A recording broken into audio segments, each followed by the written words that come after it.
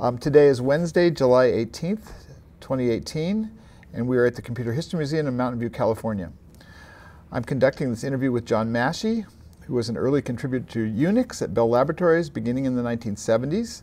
He moved to Silicon Valley in the 1980s and has since been involved with a number of the Valley's most significant startup ventures. So why don't we begin with your family life? Could you give us some family background? I'd be interested in your parents, where they came from, what they did, maybe your earliest memories, and whether you had siblings.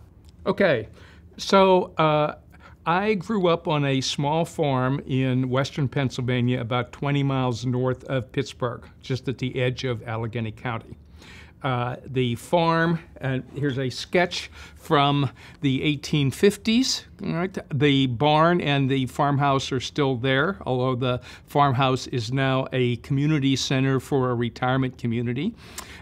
Since it's no longer being farmed, the trees have all grown to take over the pasture that was in front of it. So and what was farmed when you were living there? Oh, yes. Yes. What was farmed? Oh, it was farmed? Cows and chickens originally, but we grow hay and corn and wheat and oats to feed things. Would you call it a dairy farm? It was a dairy farm, but it stopped being a dairy farm when state law said you must pasteurize milk. And basically, small farmers stopped doing dairy because the economics didn't make sense anymore. You either had to have the equipment or sell to somebody, and that knocked out the economics. Okay. And so would you call your dad a farmer? Oh, yes, yeah. yes. He had a BS in agronomy from Penn State. Okay. My mother, who he had not met at Penn State, was a physical therapist. Right.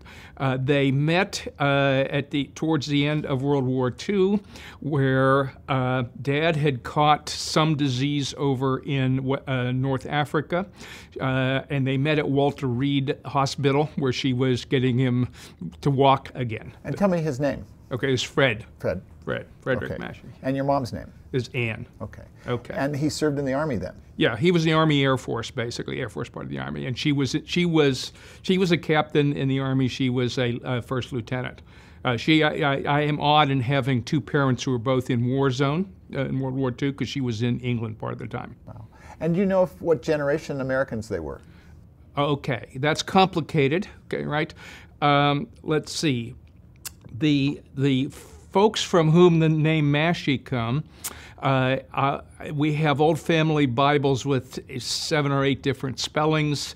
They came from Buren, which is a village of Switzerland in between Basel and Bern. Okay.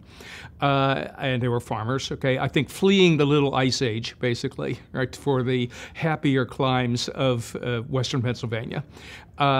So that's where one set came from, and so that's back in the 1850s. So there's like 3 or 4 generations in there. I still a stereotypical Swiss. I have a family journal from the one owner from 1850 to 1900, where he recorded to the penny every income and outgo every day for everything. Okay, typical. Okay. My wife thinks this is why I tend to be meticulous in analyzing things.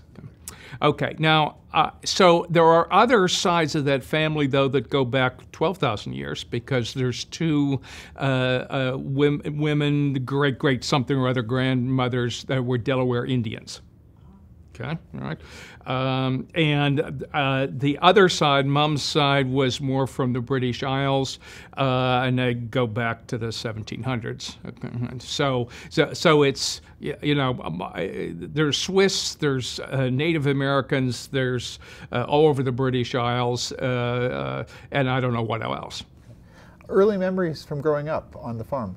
Yeah, one that probably the earliest memory is when I almost cut my finger off. Farms have dangerous stuff on them. I still have the scar right here. This is with a draw knife. Okay, you have 2 handles and a blade across like this. Okay, and I was in the wagon shed doing something, and when I was about 5, and I, kind of like cut this. The scar is still there. That was a reminder to not play with sharp things. Yeah.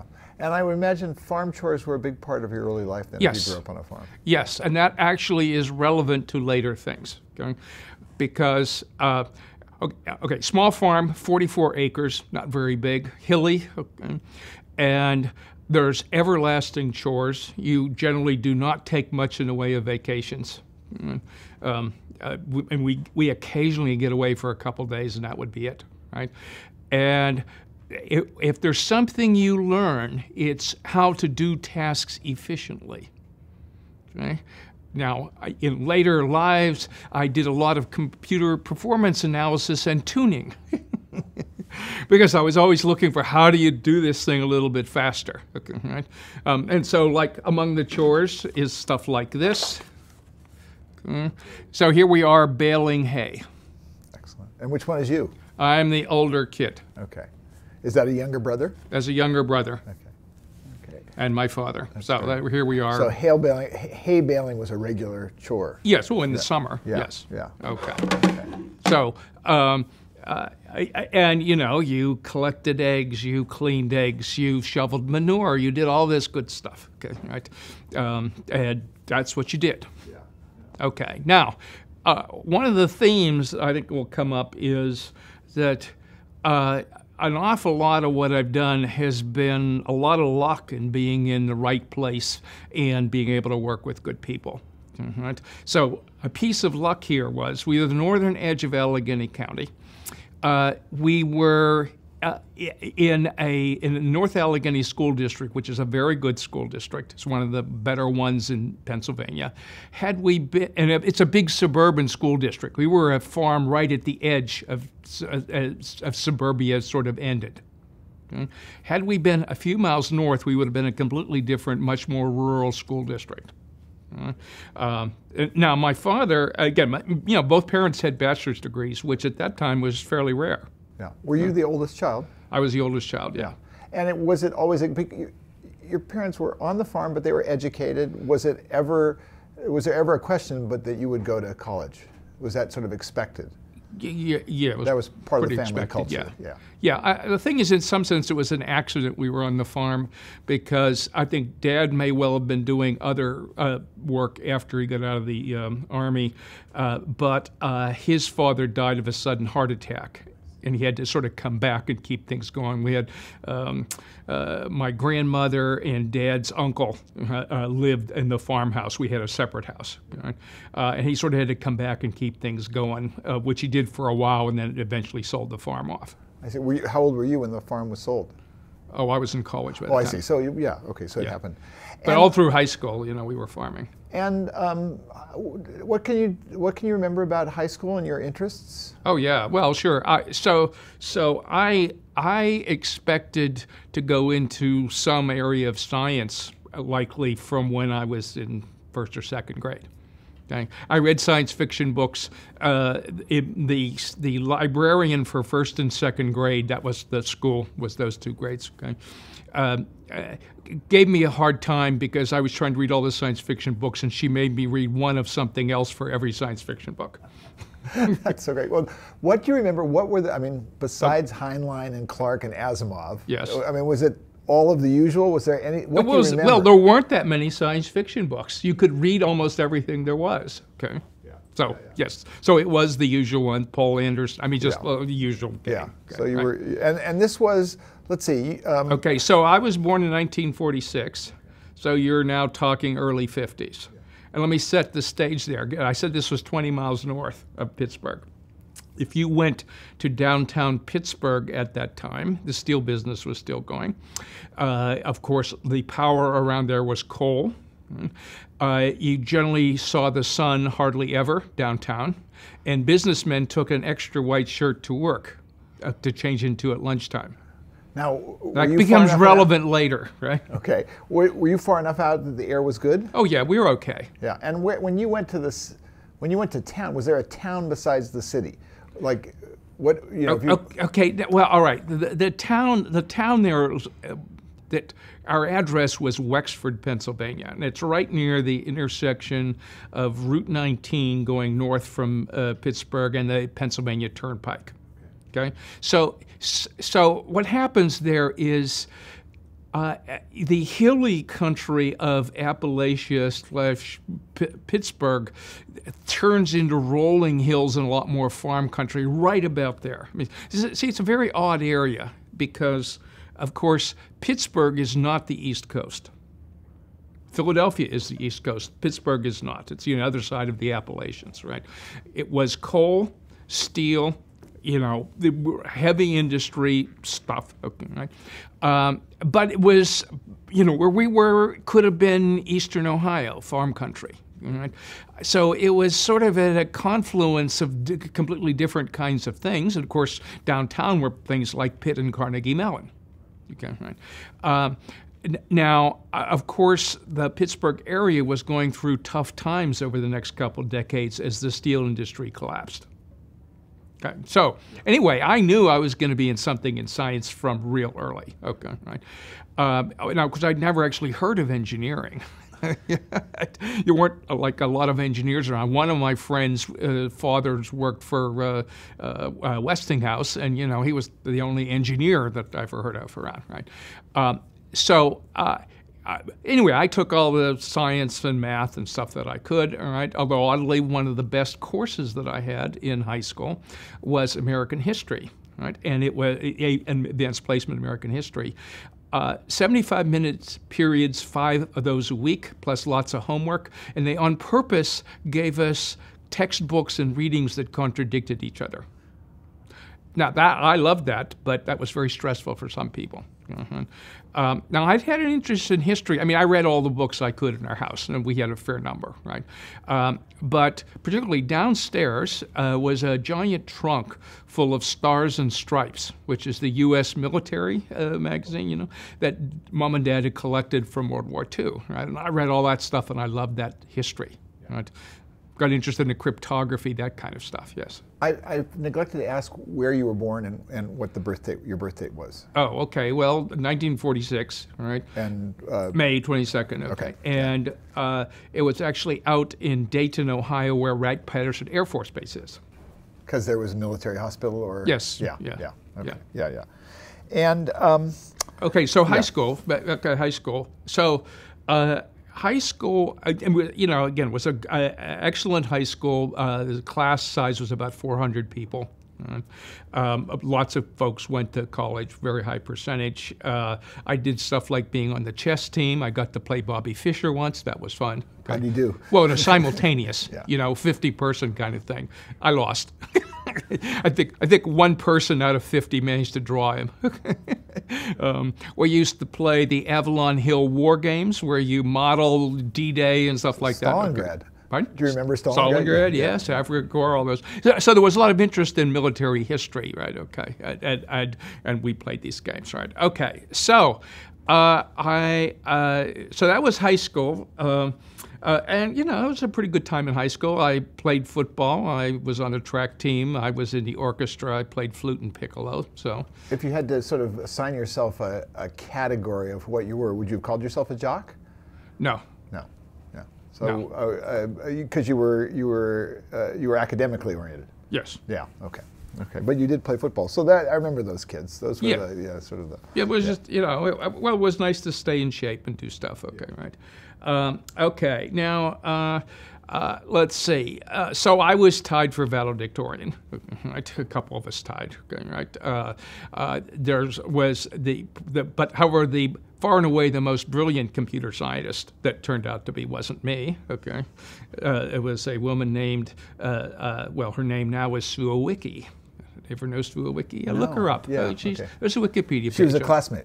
Yeah, she was a classmate. Still, she lives in Palo Alto. So places. Yeah, so she was a professor at Stanford. Okay, I think she may have helped recruit a fellow named Hennessy. Interesting, but she was CS at Stanford. Yeah, she did her PhD elsewhere. She did a PhD at Cornell, but she ended up at Stanford for a while, and she consulted and did lots of stuff. Okay, right. Anyway, it's a good class. Okay. So, anyway, I went off to college to Penn State. There being basically a choice between Penn State or MIT. And CMU, why not? You didn't, too close. Too close. Yeah. Okay. Yeah. I wanted to be somewhere not too far away. small farms don't make a lot of money, okay, right? But I wanted to be somewhere else, okay, right? Okay, parents had gone to Penn State. I had a National Merit Scholarship, so that was helpful, okay? But I liked being, I was used to hills and trees, okay? I didn't really want to live in a city. Okay, so Cambridge, maybe okay, but yeah, all right. And I sort of felt like, I figured I was going to do a PhD in physics sooner or later, right? Partly because I had decided I was going to be a physicist by the time I was in 7th or 8th grade. Okay? And for a while, I thought I was going to be in nuclear physics. I won a trip to Chicago and Argonne National Labs, a thing called the National Youth Conference on the Atom. The utility companies were trying hard to attract kids into nuclear engineering, nuclear physics at that point. There actually ended up being an odd coincidence there that turned up to be very relevant later. That was, we had tours and we had lots of speakers that came in. And one of the speakers was a guy named Henry Pollack, who was the director of the Math Research Center at Bell Laboratories. Right? And what was interesting is you could pick whoever you wanted to listen to, but after about 20 minutes, half of everybody was all listening to him. Okay, right? And he gave a nice talk about a theoretical problem in graph theory called the minimal spanning tree, and how it just seemed like a theoretical problem. Who would ever be interested in it? And he explained it saved them millions of dollars a year because it helped them figure out where to put transmission lines and switches, okay, right? And minimize the cost of doing it. Okay? And what was impressive was he related the theory, the practice, and he communicated very well. And it's just sort of that stuck in my mind. Oh, that's pretty cool. Anyway, I thought I was going to do nuclear. Remember, I said coal pollution, right? I knew coal was not the answer, which is ironic given something else that happens. But then there were issues with nuclear power too, right? Shippingsport, okay, first reactor, of course, was not that far away from this area, right? But I got interested in fusion power. And I read Project Sherwood about work done on fusion, which said, with any kind of luck, this will be commercial in about 30 years. This is about 1960. Okay, so when I was going to college, my goal was to be a fusion physicist and work on fusion power. Okay, energy was early in your priorities. Let me just jump back before we. Sure. Just your family view. Did you consider yourself middle class? Yes. So yeah, and your parents' political views, were they sharply one way or the other? Okay. Very apolitical. Okay, right. Now, oddly, let's see. Okay, so farmers, right, at least at that point, tended to be sort of ornery independents. Okay. Now, Dad was certainly involved in politics. He was the president or vice president of the local school board for 15 years, which is hard work given he was a farmer who got up at 5 a.m. every day for a long time, till we got rid of the cows. Let's see, but his style, which carries over, was how do we solve problems? What can we do? How do we think ahead? Okay, the school district. What they ended up doing was having sort of a fairly small number of people who sort of rotated around. You know, like one would be president for a few years, then somebody else. Okay, right? And they would think hard about what's the demographics? Are we going to need more property someplace? Well, let's buy it when it's cheap and figure out where we're going to put another school. Okay, right? And so I never heard anything of real, partisan politics just wasn't a thing.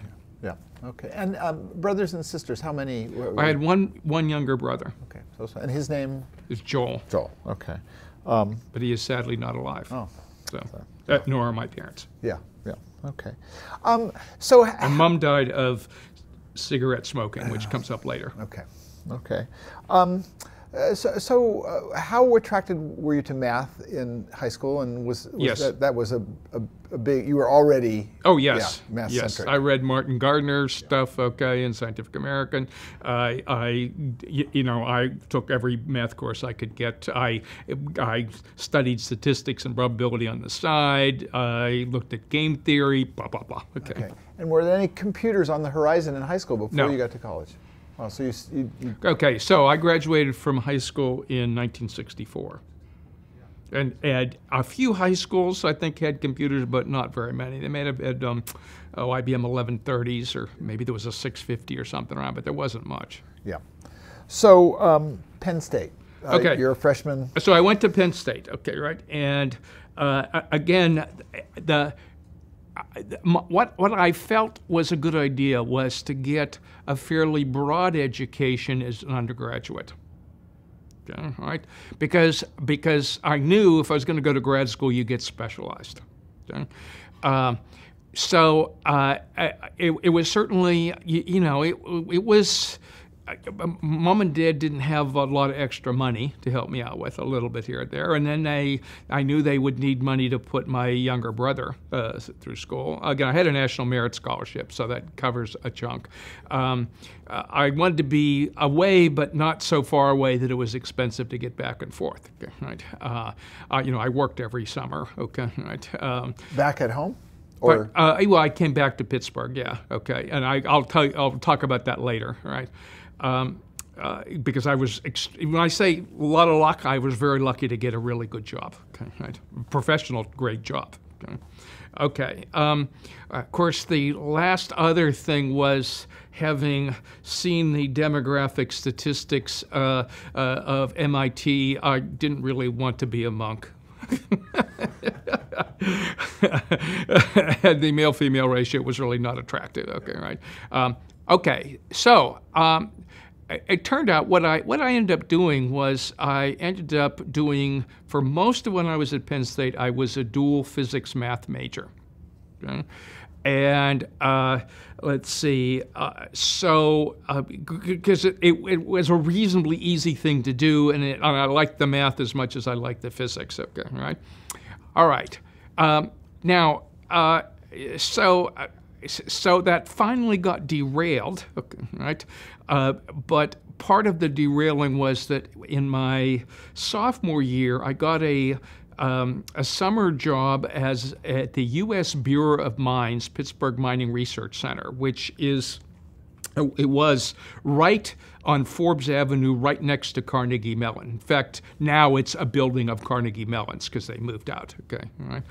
And so the first summer was more research and looking stuff up for people, for the geologists and everything. And Pittsburgh Mining Research Center is coal. Okay, coal more than anything. That's as I say, sort of ironic given other things. Right? So that was sophomore year. In my after the sophomore year. After the junior year, during the junior year, I took a programming course or two, sort of helped me with my physics. Okay, it seemed like a good thing to do, And this was on an IBM 7074 with 10,000 words of storage. All right, and of course, key punches and cards and all that good stuff. And did you start with Fortran? Or where did you start? We started, with a thing called DAFT, Dual Autocoder Fortran Translator, which was a locally done Fortran compiler that would let you mix assembler code in it. Okay. Well, that was fun, okay, right? And then now I was back at the Bureau of Mines, okay, right, for the summer. And now I was programming all the time for them, okay? And there were programs to keep updated. I used the Olivetti Programma 101, like we have one of right here, okay, right? Which was basically a desktop about this big. It had little magnetic cards and you could write programs. It had 128 locations. You use something like 8 of them for a number and an individual location is an instruction, right? And I got my first taste then of writing code for other people to use, which was a lot of fun. That was a big kick. And this basically was doing statistics routines for the geologists. And was this keyboard entry, or was it still punch cards? No, this. You should go downstairs and look at this thing. Okay, it's got, it's like a big calculator, but you could program it. Yeah. Okay, all right. So I made him up a library of statistics routines, and they loved it because as it stood, if there were programs to run, I'd either walk across the street to Carnegie Mellon's computer center or go down the street to the Cathedral of Learning and run programs at Pitt. Yeah. Okay, all right?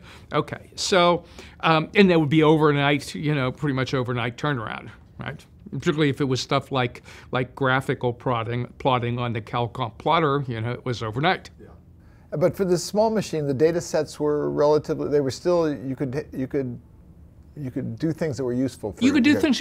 So, for instance, it might well be that you had 100 numbers to type in and do mean and standard deviation and so forth. Well, you'd put the program card in, and then you'd start typing your data entry, and you'd get some results. Yeah, yeah. So it was interactive computing. Yes, it was interactive computing. Yeah. Now, it was very limited, and you had to have tight code. Okay, all right. So, so that actually went on a couple years. It turns out my very first technical report ever was on a program that I created to help the geologist analyze coal cleats, which are sort of breaks in the coal. Okay? And they were doing this thing where they would plot these things, and then they would go around with a little circular thing and count the number of dots in each place and then make a density plot out of this. And I went, you do this? Okay, and every time they had new data, they'd have to redo the whole thing. And I go, a computer could do that. Really? Okay. So I wrote up a program that did it, and it did crude output on a line printer. But it was way better than anything they had, so that was fun. Okay, right. Did you have mentors or professors who really stood out? Were there people who influenced you in your education at college? Yeah, there were. Okay, right, in various flavors. More later. Okay, so I was going to explain. Okay, so here's what happened. Right. All right. So now I'm in physics and math with some odd side things. Like my senior year, I was the editor-in-chief of the Penn State yearbook, which is a peculiar thing for a physics math major to do, but that's okay. I did that. Okay, that was a lot of fun, right?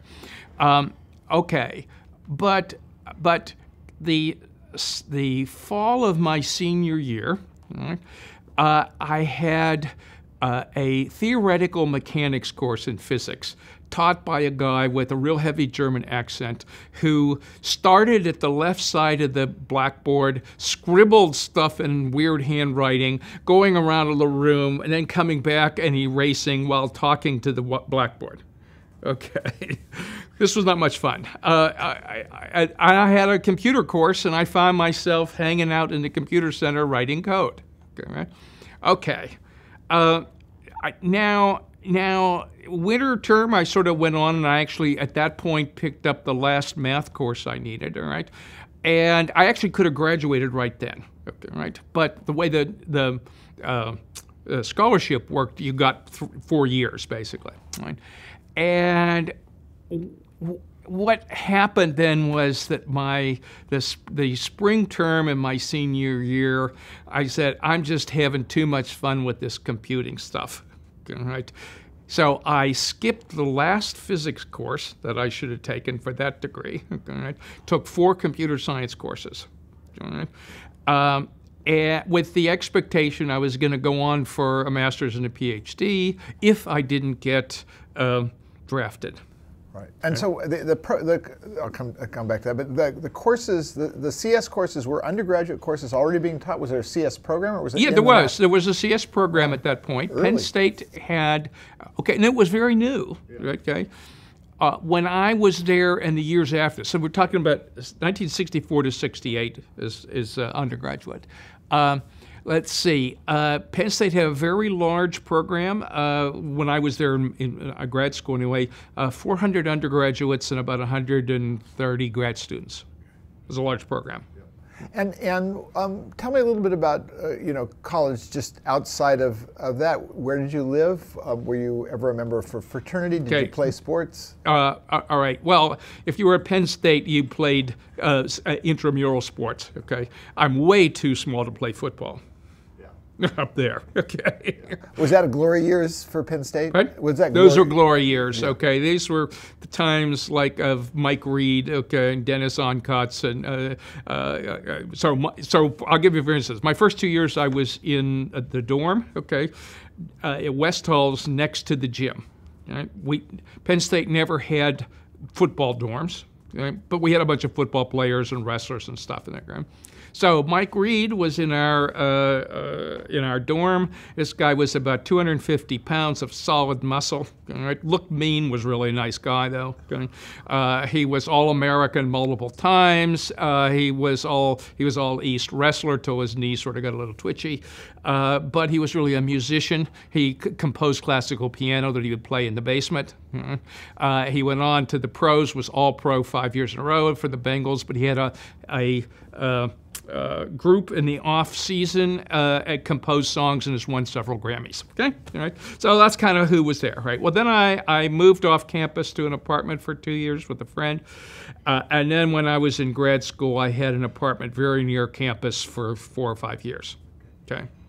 And when you decided to stay, did you consider going to other? Okay. Well, here was the deal. Okay, right. So let's see. I thought about it, but again, money was always tight, right? And the thing is, I was switching departments. I was lined up. I was already well known to the computer science folks, right? I was lined up for a teaching assistantship, right? If I didn't get drafted, right? Turns out high blood pressure saved me from the draft, but it was. I could have been gone. Okay, right? It was one of the things too where I thought, well, okay, it's the Vietnam War, but I suspect that the Army can find something better to do with me than send me off to Vietnam. Okay, right? With all the computer courses. Okay, right? Okay, so the thing was it was sort of, I liked it up there. Happy Valley is a very pleasant place to be. It's clean, it's nice, it's picturesque and everything. How far from your home? It's about 2.5, 3 hours.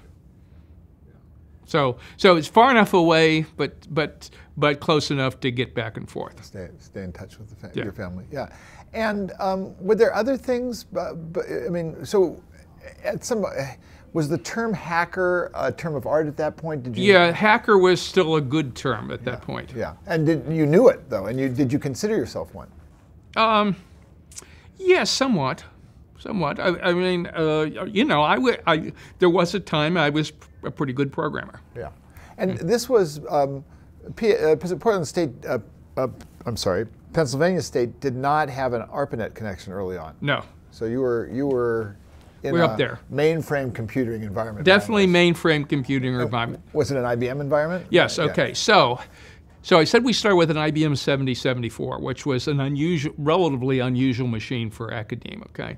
By 1968, we had an IBM 36050, and then we got a 36067. So we had that pair of machines, okay, right? And the Penn State setup was pretty aggressive for the time. We had remote job entry machines around, usually 36020s or something else, okay, right? Running card reader, printer, punch around the state for the Commonwealth campuses. Penn State has a bunch of satellite campuses, and around the campus, okay, right? And so we were starting to run What5? Right? Fast Fortran, okay, for that, right? And that led to something else we'll get to, right? So the idea was to give students reasonable access for short work, and most student runs bomb or don't even compile. So yeah, okay, right. And was this was the operating system of those machines at that time time shared, or was this a pre-time shared environment? This is pre-time shared. This was OS 360, okay, the batch system. They got the 360-67 with the hope of running TSS 360, and very quickly decided that it was not up to what they needed. Okay, right? Most universities at that point tried it; it was just so slow. Right? The one that was popular was the Michigan Terminal System. University of Michigan wrote their own, right? And it just, it wasn't practical to do it. We had a online RJE system, so you could edit, code and submit it from there, right? But it wasn't really interactive. I mean, the editing was interactive, but that was about it. Yeah. And how much did life change for you when you became a graduate student? Oh well, let's see. I mean, it was somewhat the same because it was the same place. Okay, right? When you're in a town called State College, that wouldn't be there except for the university. The university's thing. Okay, so it was still eating in the same restaurants and going to the same student union, living in the same computer center. But now I was for the first the end of 1968 through the end of 1969, I was a teaching assistant. Okay. And I was teaching, helping out with basically systems programming type classes, operating systems, right? And were most of them undergraduate classes? Okay, let's see. There was CompSci 102, which was undergraduate sort of computer architecture and assembly language, CompSci 411, which was a junior senior graduate class. Okay, so an upper level type course. And sometimes CompSci 420, which was compilers and languages. And had you already sort of headed in the software direction at this point? Yes. Yeah. So was there a hardware curriculum? No. So computer science programs in that era originated from different other departments. Ours was a math derivative. Okay, and the first year or so I was in grad school, we were in the same building with the math department. Okay. Comp-sci programs that come out of electrical engineering tend to be more hardware-oriented. Comp-sci programs that come out of business schools tend to be database-oriented. The one at Pitt came out of library science, computational linguistics, that kind of thing, right? But ours was from math. And so it tended a bit towards the more theoretical, but it had a lot of software in it. And was there any currents of AI? Did you dabble at all in AI? No, stuff? I didn't get anywhere near that. So it was a real sort of engineering, math/engineering yes. approach, software. Was the idea of software engineering around as a... yeah, it was starting to appear. Let's see. And that actually came up. I actually did some stuff later. So what happened goes like this. We were teaching, assembly language, computer architecture, and operating systems, okay, right? And it was hard work because, particularly at the time, if you were writing an assembler code, and there weren't, C language didn't exist, okay, right? And if you wanted to do systems programming, it was mostly assembler language, okay? And it was a lot of work to get students even to get going because the work you had to do just to open a file and get data in and out, it was just a lot of work, okay, right? Okay, so one of the things that I did about that time was start writing a IBM assembly package called X macros, okay? And I don't know, these still may exist now, we'll see, okay, right? And the idea was to simplify stuff or give you macros that would do useful stuff so you didn't have to learn all these really ugly details. Okay, right?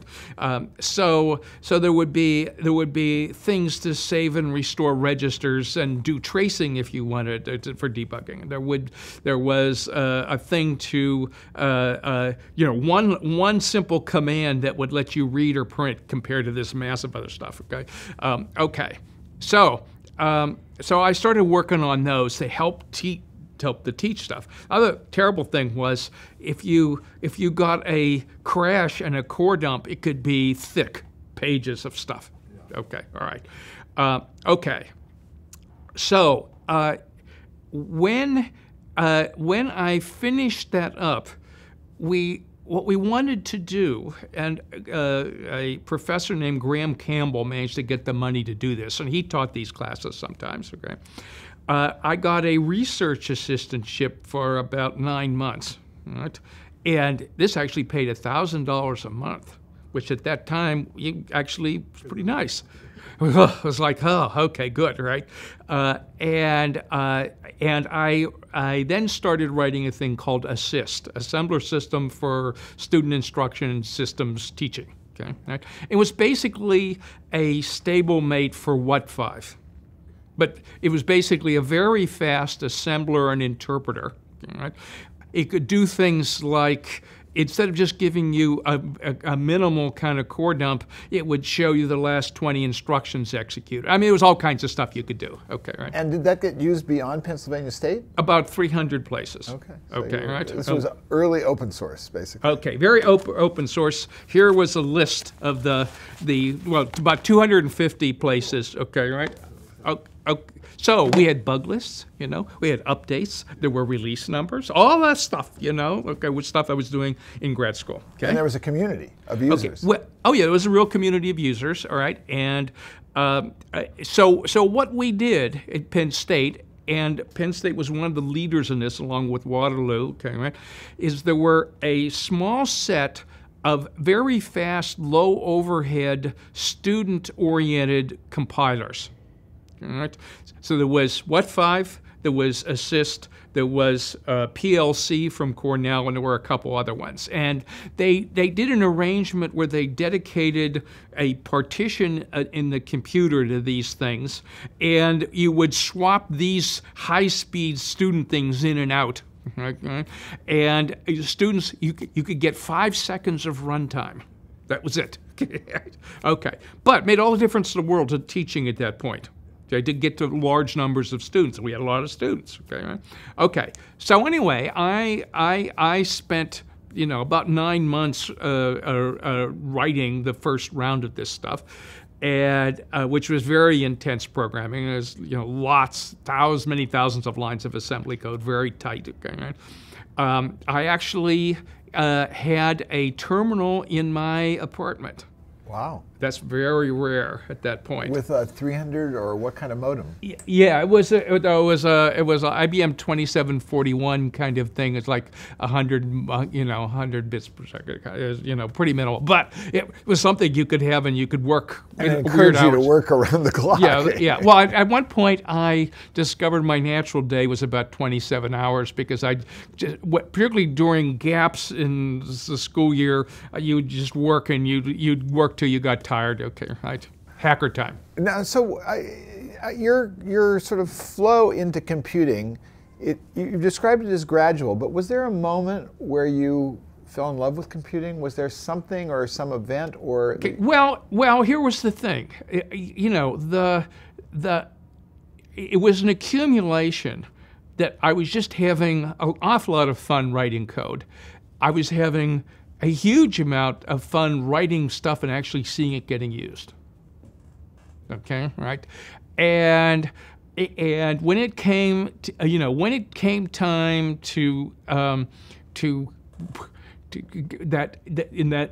towards the end of the senior year of figuring out, well, am I going to go to grad school in physics or I'm going to go in computer science? It became clear. Yeah. Okay. And those summers, as a graduate student, did you stay at Penn State, or did you? Well, as a grad student, I stayed at Penn State. Penn State had a 4-quarter type setup. Okay, so it was around it was a. Well, you could normally you went 3, but grad students often stayed all 4. Okay, right. I mean, when I was an undergraduate, I went home, but otherwise. Yeah. Okay, so. Starting then in 1970 in the fall, I was an instructor. So I was actually not a graduate assistant anymore. I was a young faculty member. Yeah. Okay, and I taught operating systems and the assembler, early assembler thing, and compilers and all that kind of stuff while I was working on a PhD. While still working on your PhD, yes. But you were sort of ABD by that point, or were you still taking classes? Well, no, I mean, I ended up finishing up in 1973. So there was another 3 years there, you know, well, let's say it's nice. The end of 70, 71, 70, 73. And you taught both operating systems and programming languages? Yeah. Or mostly, yeah. Okay. Yeah. And was there, how active was the CS theory part of the world at that point? Was there a theory component? Oh, yes, it was quite solid. Okay, right. And again, we had a slight, in fact, we had some terrible wars in the department between theory and practice. Some of us thought both were important. Okay, right. Okay. So now to calibrate, we had this. We had these weird 10-week terms. The deal was they wanted to keep the same credits as a typical 15-week semester with 3 50-minute periods. Okay, be a 3-credit course. These would have three 75-minute periods a week for 10 weeks. Well, but you would take less classes. Well, you know, that's all well and good for some kinds of courses, but for computer science, where there's a lot of programming, it's hard. Okay, right? So I would come in, and Comp Sci 411 was the operating systems class, okay, that I taught the most often, and I'd give them all the assignments the first day. I'd say, if you can get started earlier, go for it. And I said, I'm going to warn you right now. Comp Sci 411 was sort of a dropout course. We sometimes had too many students, you know, and so this was known to be toughy. Okay, right? And I'd say, you know, if you work hard and get the stuff right, you'll get an A. Okay, right? If you're not quite as good, you'll get a B. If you really struggle but you try hard, you'll probably get a C. And if you cheat, I'll flunk you. And every term, somebody cheated. Wow. Okay. And what was the male-female at that At serious that level? point, yeah, that's actually an interesting thread that's going to come up later. About 35 to 40% female. Okay. Well, remember, this was a math-derived thing. Okay. So not only that, but we're talking about the age group was in high school right after Sputnik. Okay, where there's a lot of encouragement for science. Okay. But anyway, what would happen was, it was very interesting. This class that I taught was almost always the hardest rated in terms of how much work per credit. It was also almost always the top rated class. Right? Both immediate after class surveys and in a couple year post type things, right? The students would, they would try to make sure this was their only comp sci class that term. They would live in the computer center, all right? They'd be up there, this is fast turnaround at night, okay, kind of stuff, right? But so as a result, they kind of knew who else was doing the work. And what the students didn't know is that I got a report every week that showed every run every student made. So if somebody suddenly produced a 2,000-line piece of code at not having run much, I knew, right? Also, I changed the assignment slightly every term, and there were red flags. Okay. Now, what happened is students later would come to me saying, "Yeah, we knew that guy was cheating. Boy, I'm glad you got him." Well, the issue was, and this actually was a lesson from that time, was that the students appreciated that when they were learning stuff that they thought would be useful, they appreciated that. And they cared about the fact they didn't want people to graduate from Penn State who didn't know what they were doing, okay, right? Because they got feedback, from employers that they were getting good students. Right? So that I always felt good about that. Also, what was really feeling good, Penn State's a good school, but not an elite school. There were lots of kids there who were the first kids from their family in college, okay? Who this helped get to have good careers. Did you have mentors in graduate school? People that? Sure. Anybody in particular? Well, Charlie Hughes, okay, all right, was my PhD advisor. And Graham Campbell, again, who helped get the money and stuff for this. But there were a bunch, okay, right? What was life like outside of computing while you were in graduate school? Was there anything, or were you pretty much all in? Oh, well, there was plenty of other stuff to do. Okay, for one thing, again, you do play intramural sports or other sports stuff up there, right? Penn State had 2 lovely golf courses you could play for $1.50. Right.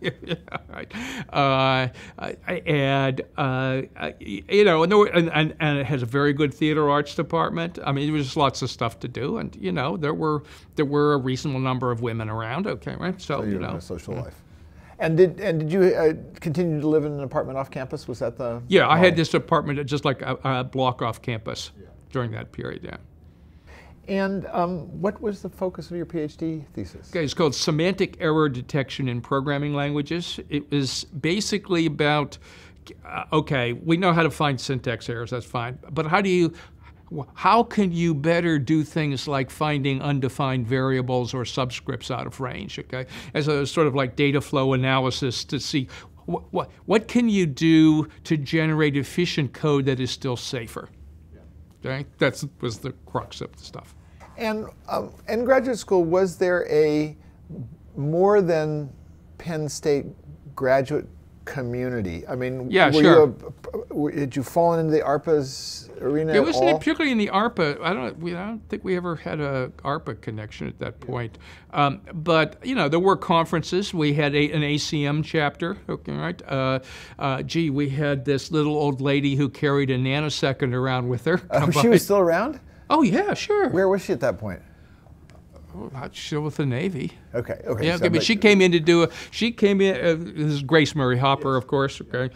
She came in to do a talk, and then we had a reception party afterwards, and the grad students were dropping like flies, and she was still going strong. I just learned about the nanosecond ruler. That's great. Oh yeah, she had that. She had that already. Yeah, all right. But anyway, we had regular speakers coming by. We sometimes went to conferences. I went off to Cambridge for a virtual machine conference because at one point I thought I might do a dissertation in that. All right. We went. You know, I mean, back at that point, you know, there weren't a lot of conferences in computing. There was the spring joint and the fall joint computer conferences. We went to one of those. Now, you didn't go to the one in San Francisco to see Engelbart. That was '68. Would you? Yeah, no. You started going later. So, but I did go, and you mentioned open source. Yeah. Okay, an awful lot of people think open source started with Linux or something like that, and it's completely bogus, okay, right? There's a group called Share, which is the IBM users group, okay? And that started in the 50s, right? And we were involved in Share, right? The assistant director of the computer center, Chuck Forney, was the leader of the IBM HASP project. HASP was Houston Automatic Spooling Priority System. It was a much better way of managing all the card readers, printers, punches. You know, in the background, it would be reading cards in all the time rather than having a program wait for them. Okay. Now, this was an open source thing in that IBM, it was almost, I mean, I don't know how this happened, but the IBMers who did it ended up having cooperation with a bunch of the universities and research places that used it a lot, and they contributed code, and you could get the code, and people would make changes to it and give it back, and they would have meetings. Okay, so I came out to San Francisco around 1971. Sort of, you know, with some of the computer center folks. Partly by that time, Assist was going, okay, right? And so we talked to the other educational people, right? And there was regular communication there. I drove up to Waterloo in Canada one time. Right? So despite the fact that the State College is kind of equally inaccessible from all places, you know, we talked to lots of other people. So that community was thriving, and in the sort of the computer world, was there on your horizon? Was there anything besides IBM? I mean, there were the Seven Dwarves at that time. Did they? Yeah. Have that so we had a graphics system from some company I don't remember. Okay, right. And you know, there were starting to get to be mini computers around. Okay, right. The main computer center was essentially IBM plus this one graphics system.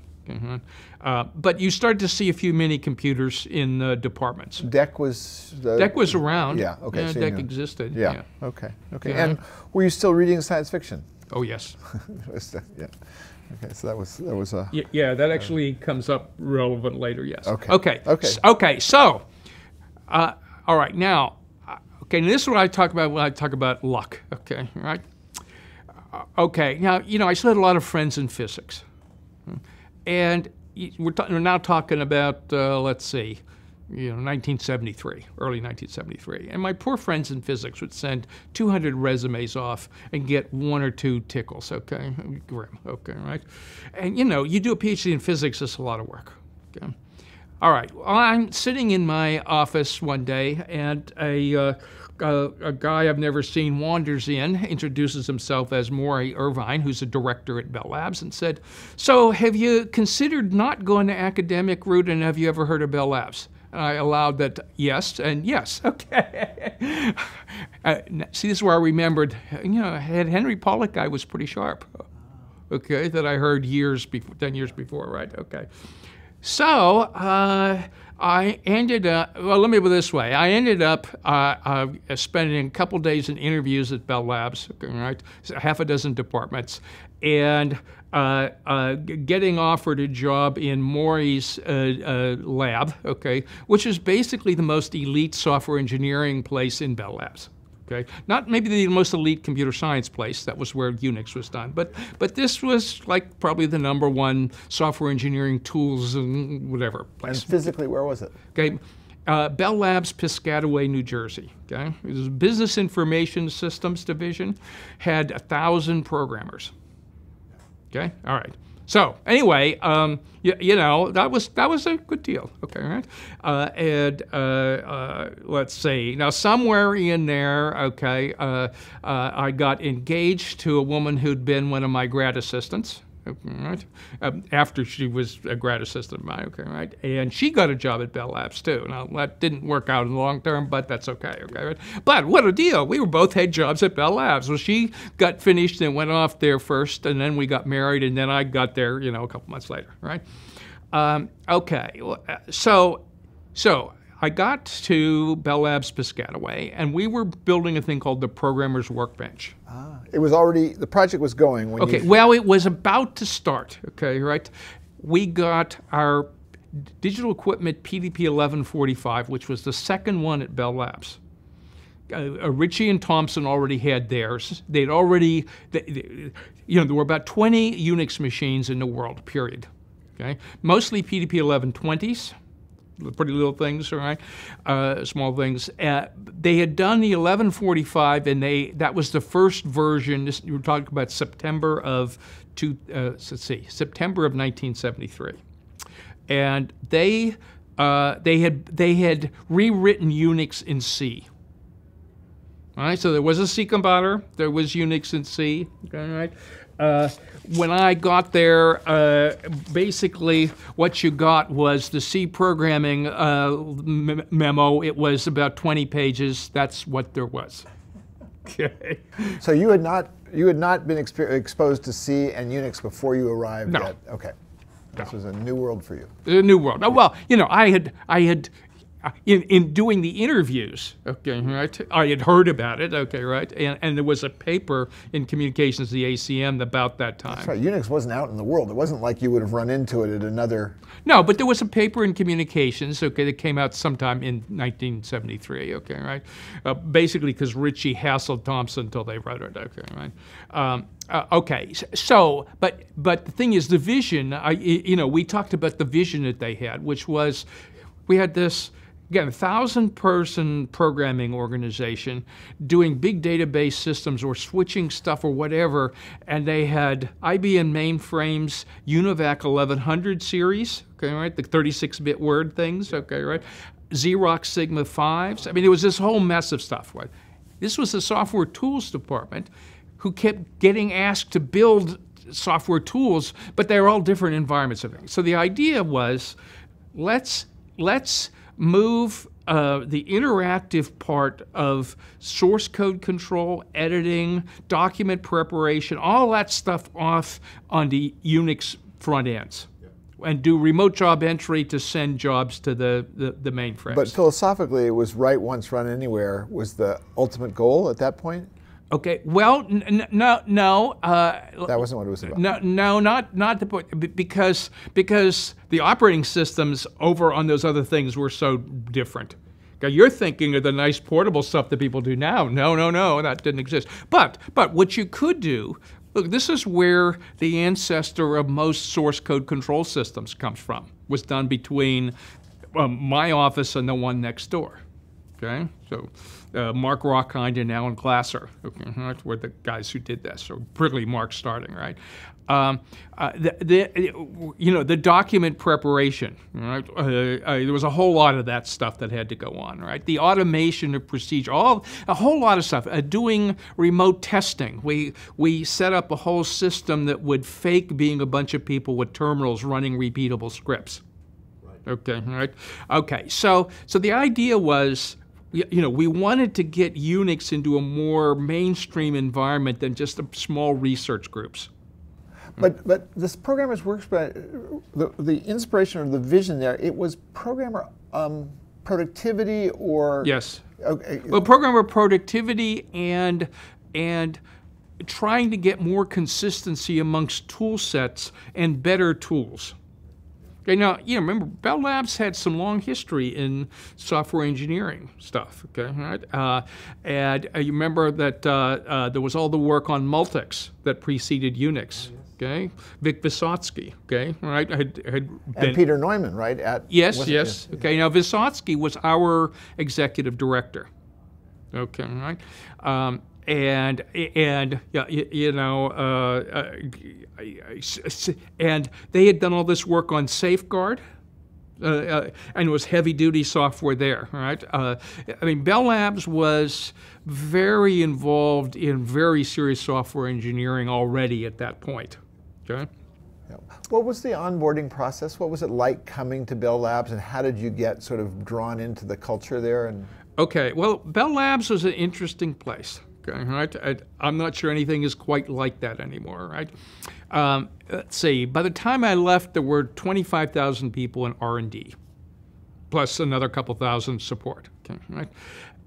And it was, in some sense, it almost seemed regimented in that there's very clear levels of authority. Okay, right? Every department had a number. If you lopped off the last digit, then you'd have the number of the lab it was in. If you knocked off that digit, okay, so you knew exactly where everything was. Now, in realistic practice, there were an awful lot of informal relationships. That's one of the things you learn very quickly. That's the sort of grease that made everything work, okay, right? Because that got disrupted later, which was unfortunate. Okay, so that was one thing. So you learned there was a real structure there. There was a very sophisticated hiring mechanisms. So Bell Labs did not send recruiters to campuses.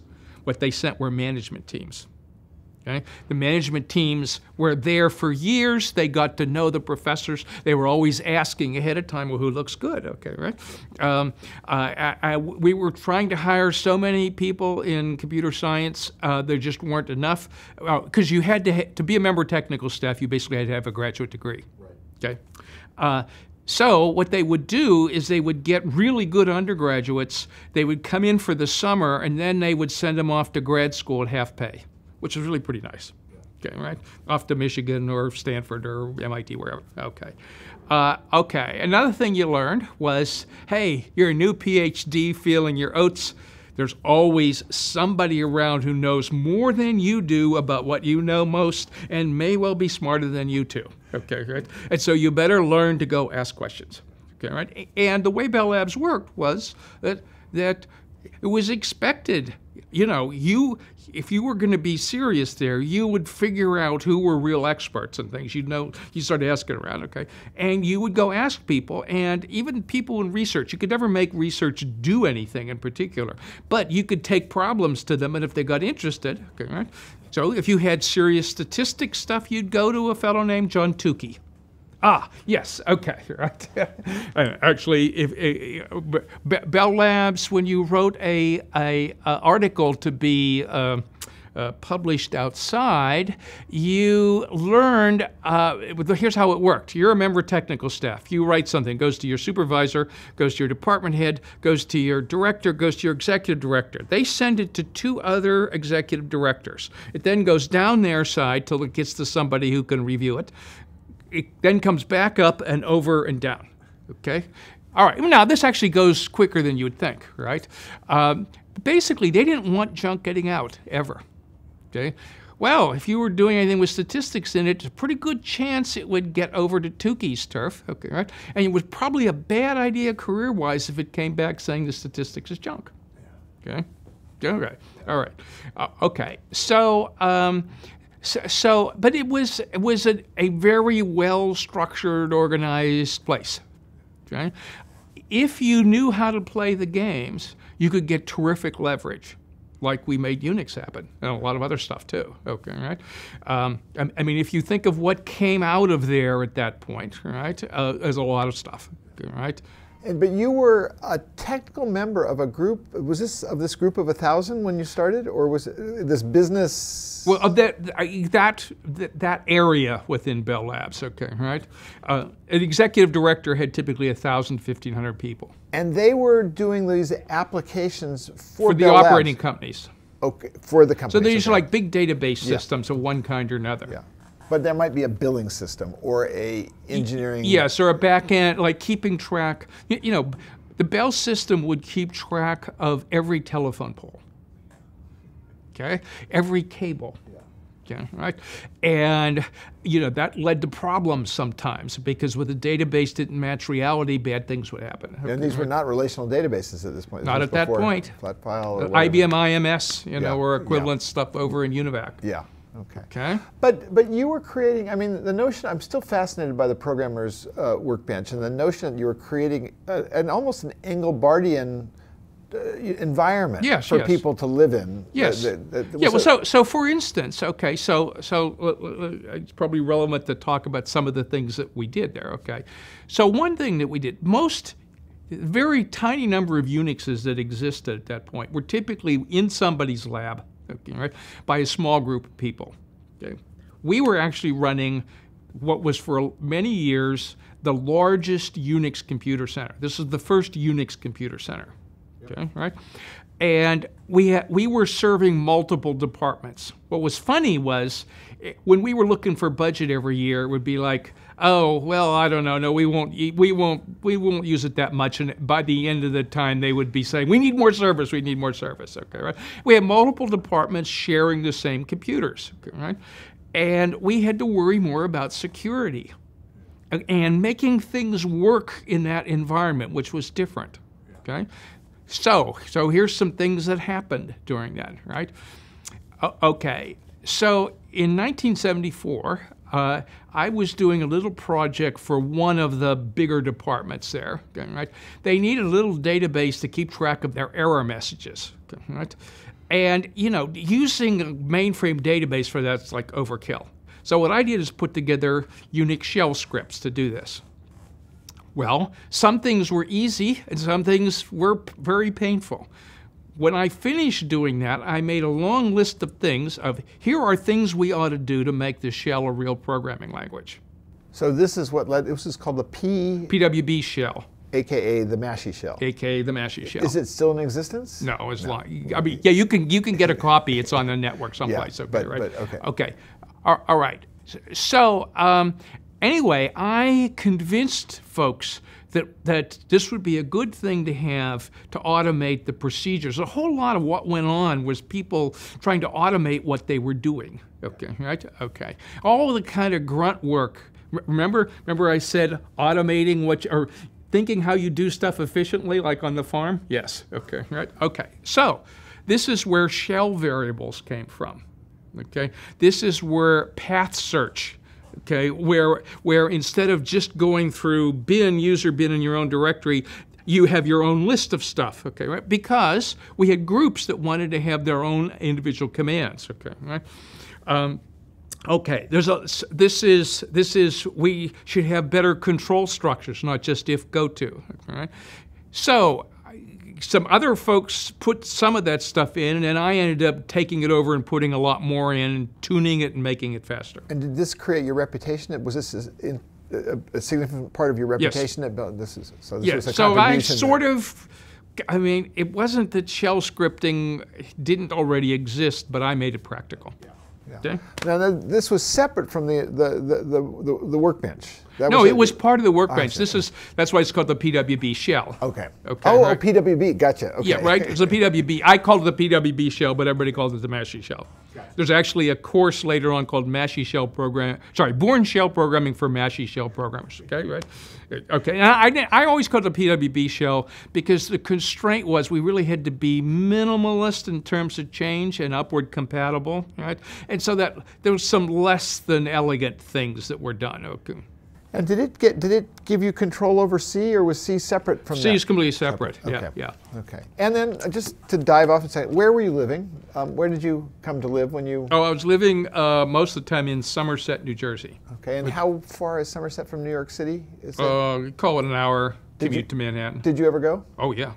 So for music and entertainment. And music all of and theater and stuff like that. Yes. And how close were you to the Unix group? I mean, you were doing real this stuff. Close. Okay, right. At that point, lots of people were starting to think of doing more things with Unix. In some sense, we were more philosophically aligned with the gang in computing research at Murray Hill. Okay, right. And because we were focused on a broader audience, but of programmers. We were not making it embedded into something because the people there sometimes wanted to do different things. Yeah. Okay, so we were quite close with Ritchie and Thompson and Kernigan and everybody. So you met those guys early on? Yes. Yeah, and I'm going to go through a story there. Okay, right? Well, let me just ask a couple of things before. Had you become part of an email culture before you came to Bell Labs? Was email something? Okay, there was a little bit of email at Penn State with this RJE system with terminals, but not much. It was a little bit of email, but for sure, since 1973, my email name has been MASH. Yeah. And so that was part of the culture. Yes, absolutely. Yeah. And were there, I mean, besides email, were there, so Usenet was not, Usenet started around 1985. Okay, yeah. Actually, I just looked, it started in 79, but at a school. Yeah, but it really got to be serious. Yeah. Okay, right. Yeah. UUCP existed earlier. Yeah. Okay, but then, real Usenet really was mid-80s. But did you meet these guys online or physically? Yes, both. Both, yeah. And that both cultures existed. There was an online culture and there was yes. Yeah. Okay. Yeah, I mean, anyway, we were pretty close with the Murray Hill folks. We generally had the biggest machines, the biggest configurations. We had the most stress on stuff. We had 16 users all the time on PDP 1145s. We got 48 onto PDP 1170. So we found bugs that nobody else saw. Okay, right. Again, we had the largest configurations. We ran into security problems that nobody else saw. Okay, right. And so we would be up at Murray Hill talking to folks about, well, what do you think? You didn't want to just change stuff. You wanted to do something that might plausibly get in the next research edition. Okay, right? So we and they were pretty close. I was especially close to them for various and sundry reasons. Okay, right. And was it Doug McElroy who? McElroy was running part of it. He ran part of it. Was a supervisor. Who were some other important people who? Al Aho. Yeah. Theory. Okay, right. Let's see. Well, Ravi Sethi was up there, another theoretician. Ken Thompson, and Dennis Ritchie. Brian Kernigan. All right. Was Morris around? He will. Oh yeah, he's there, and he's going to come in a story here shortly. Okay. So anyway, one of the first projects was, and a continuing one for a couple years, was this. What do we have to do with the shell to make it really good for helping people automate procedures? Okay, all right. And some of these are little nit things like, suppose somebody interrupts a procedure. Control C. Okay. it's a good idea to be able to say on interrupt, go to this label to clean up temporary files and crap like that. Okay, right? You know, it's one of those trivial things, but it makes a difference. Okay, well, we had a small number of shell variables. We had, you know, this path search thing. Okay, and we had the system call that would do it that way. Okay, anyway, all the sort of pieces to do stuff, and all that stuff ended up eventually over in the standard Unix in a more generalized form. Okay, all right. Okay, we ended up, you know, writing shell procedures became what everybody did to automate their stuff. Okay, all right. Okay, that was one thing. Another thing we did was to take good old nroff and troff, okay, right, and do a formatting macro package general enough to cover all the stuff that was done there. There were other older macro packages. We did one that had the characteristic that we tried to split the structure of the document apart from its appearance. Think of style sheet. Okay, right? Okay. And a reason for this is that sometimes Bell System had all kinds of standards of how documents are supposed to look, right? And sometimes all the information when the structure was the same, but how they had to be numbered was different. Okay, right? And so we wanted to get that into one good form. Now, what that meant, and this was another very satisfying thing, was that we completely changed how the Bell Labs typing pools worked, which made a big difference to people. Which had been on typewriters, right? Yes. Yeah, originally, yeah. Yeah, they were done on typewriters. Okay. So that must have taken you into the world of text editing. Yes. Oh, yes, for sure. Well, tell me. Yes. Yeah. Okay. Well. Okay. So, so both text editing and text formatting. Okay. Right. My boss when I was doing this was a fellow named Ted DeLatta, who was really fanatic about typesetting and getting it all right and everything. And we. Again, we had a large number of mostly women in the typing pools, and particularly because it was a software organization, it moved faster than building a telephone. Okay, right? A lot of the Bell System documentation was geared for long-lived hardware. Okay, and we had this big increase in software, and this gets back to this thing you asked how many women were in there. We actually had quite a uptick in women, particularly in computer science and human interfaces and all that stuff. Okay, right? Bell Labs Piscataway had a group called the Women's Rights Caucus that I was actually a member of. Okay, right? And by and large, you know, Bell Labs had very sophisticated management. There were a few older guys that didn't quite understand what to do. Okay, right? But most interesting was the effect it had on the women who were in the typing pools, right?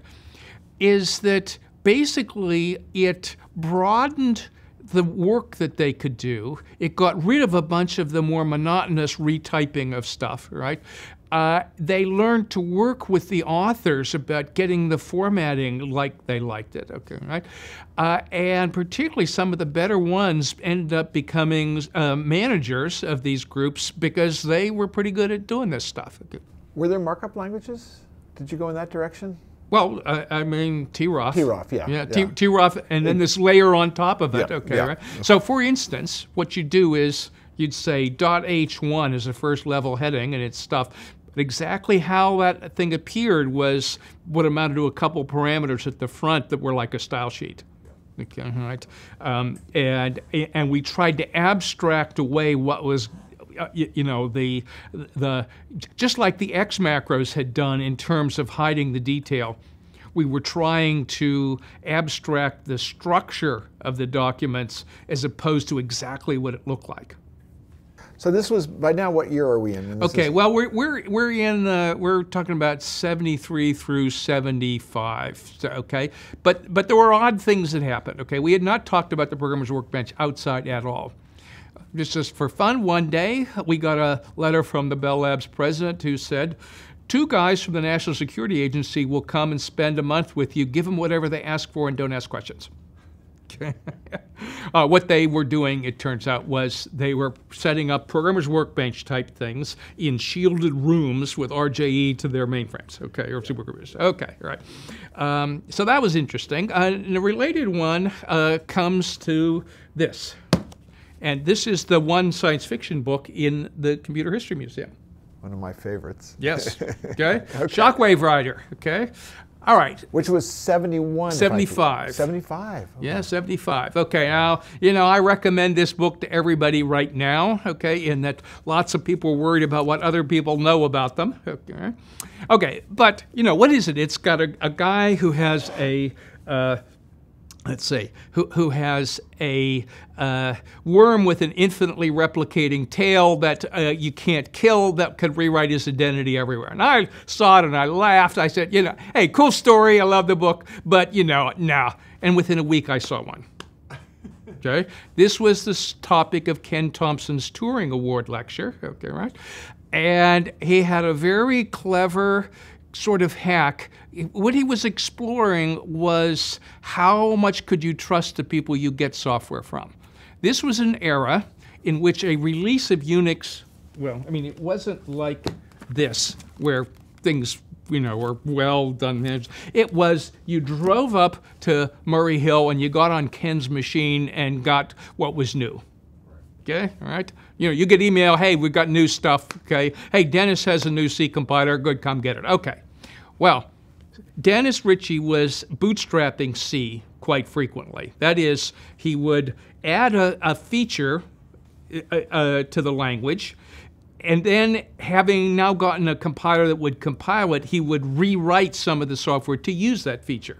So now you would get a C compiler, source and binary, but your old C compiler wouldn't compile it. Okay. All right. And the deal here is that there was this thing that in the C preprocessor, that if it ever saw the line in login that said, if login, encrypted login matches, okay, or if magic password. Yeah. So if you ever compiled login, you now had a giant trapdoor in your system. And then it also looked for itself in the C preprocessor and reinserted the code. Having gotten a binary that did this, they took it out of the source code, okay, so you never would see it, but it would replicate. Okay, now it turned out, I think it was my office mate, was looking and found the name of a function that he couldn't find in the source code. So it was in the binary, but it wasn't on the source code. Okay, all right, I went, what is going on here? Okay, and I went up and got on Ken's machine, and I found this stuff. Okay, as far as I know, we were the only group to find it. Okay, now you had asked about Robert Morris. So Robert Morris Sr. sometimes consulted for the NSA. Robert Morris Jr. of Worm fame, okay, right, was a high school kid who came by now and then. All right.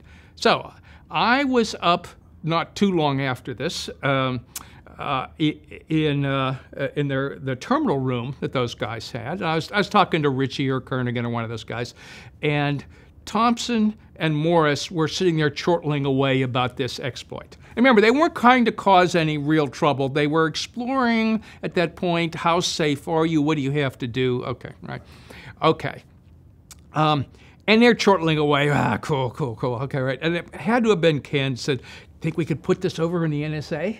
Oh, that'd be cool. Okay, and then it must have been Bob said, you know, they don't really have a sense of humor. Okay, so anyway, by 76, we actually, this is my second trip out here. I'd been out to San Francisco, but second trip, we came and had 6 talks about the Programmer's Workbench. Okay, we finally went public with it for a CompSec or something, IEEE thing, right? So I either wrote or co-wrote 3 of the 6. Okay, so I was pretty heavily involved, okay? So we had one on the overall Programmer's Workbench. We had one on using a command language as a high-level programming language. That was the shell stuff. And then we had one with the document preparation stuff. Okay. And was any of the other stuff that was just starting at that time on your radar? Did you know about the Alto work, at Smalltalk work? Yes, absolutely. And was it interesting to you? Absolutely. And I mean, were you guys doing similar things at that point? Yeah, we were shortly thereafter. I'll come to that. That's in the next. This is sort of the first half is Piscataway, and then after in 77, I moved up to Murray Hill in the Unix support group. Right. Bell Labs management had noticed that almost every project around Bell Labs started by then was depending on Unix somehow or other, and they were different. people got the code and changed it, okay, right? And we were trying to consolidate versions and stuff, okay. But so there's sort of like 5 years of main Unix stuff, okay, all right? But anyway, important, 76, we came out here, we presented this stuff. Some people came up afterwards almost crying, saying, I can't believe you guys have this stuff, okay, and I was like, how can we get this? Well, sorry, we don't distribute it. Okay. Okay. Well, but an interesting thing was I had never been really down the peninsula. We had one member of our team, his wife's parents lived in Los Altos Hills. So it's November, it's already gray and miserable in New Jersey. We come out here, it's not bad. We go to Los Altos Hills, they have apricot trees, a pool looking over the bay. I said, you know, I can imagine living here, maybe. And Silicon Valley had just been named by yes, then. right, So right. Yeah, so I thought, I think I can remember this. This is not bad, okay. Okay, all right. Come early 78, once again, one of these guys walks into my office, a fellow named Bob Martin, who went on to become Bell Labs CTO. That's pretty good, very good. Very good architect, very savvy manager, really knew how to play the game, okay? And he was actually looking for a manager of a development project, but as he said later, you know, I wasn't the right one for what he was wanting, but he wanted to get me anyway. Okay, right? Basically to help bring new technology to what they were doing. He was running a thing called the Automated Repair Service Bureau. This is the thing when you have a telephone problem, you call up. Okay, so anyway, so he wanted to promote me to supervisor, and the deal was I was gonna run a development project, and I inherit a couple pieces. Okay, all right. This was would have been your first management position. This is my first management job. Yes. Yeah. Okay. Well, I had run the computer center for a couple months to fill in for somebody else down at Piscataway, but generally, yeah, right. Okay. So I then, having bought a house a mile from Murray Hill, now got a job at Whippany. Before that's about 20 minutes. Okay? All right, so up at Bell Labs Whippany, right? And now we're in building operation support systems for the Bell system. Okay? And the existing system they had out there were mainframes with the big permanent databases and triplexes of PDP-11s in front of them to run the active problems because they got to be up all the time. Okay, all right? Okay. The thing I was to do was to build a back-end data mining system that would basically look at cable repair problems. Cable repair problems, there's the cables that go from the switch out to your house. Okay, right? Those are hard to automate away. What you can do, though, is see where the cost is going. You can identify cable boxes where there's been a lot of trouble and go out and clean them up. There's a lot of delicate balancing of reactive problem fixing to preventive maintenance. Okay, all right. Okay, this is a data fusion problem because you have trouble reports coming from one direction and you have payroll records all different in the operating companies coming from other places. Okay, all right. Okay, now the software is inherently very sensitive to the organizational structure out there, which varies, and was in the process of being changed. So I looked at the specs that I got for this and said, these are squishy specs, okay? So I wanted to do, let's see, I wanted to do a very fast development sort of prototype turning into a real thing. Okay, right? Because I knew that when we got it out into the field that things would get changed. Okay, right? And I had been doing a talk.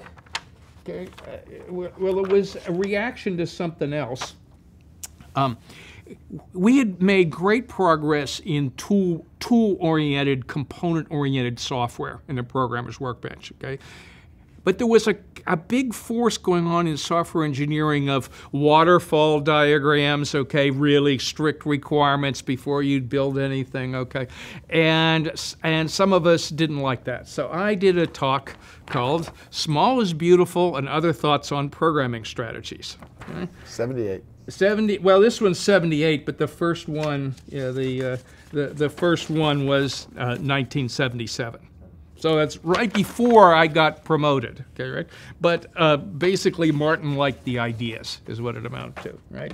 Okay, so this is sort of like, okay, you got ideas on how to do development, okay, right? And this is, when it makes sense, build prototypes that you can turn into the real stuff, right? Use tools, build it fast, then tune it up later, okay, right? And iterate pretty quickly. You may recognize agile development, but I didn't think of that name, unfortunately. Okay, right? Okay. It was basically, okay, try it. Okay, so we did. Okay, and we had a thing that was partly on in PL1 and IBM mainframe, and then there was 20,000 lines of C, about 5,000 lines of C, and 15,000 lines of shell and awk script. Okay, okay. So I at one point took the printout of that part and put it on Brian Kernighan's desk. He being the K in awk, of course, okay? And he freaked out. It's like, what? Wait, you're using this in production out there? Yes, okay. We never built it for this kind of thing. I go, it works fine, okay, right?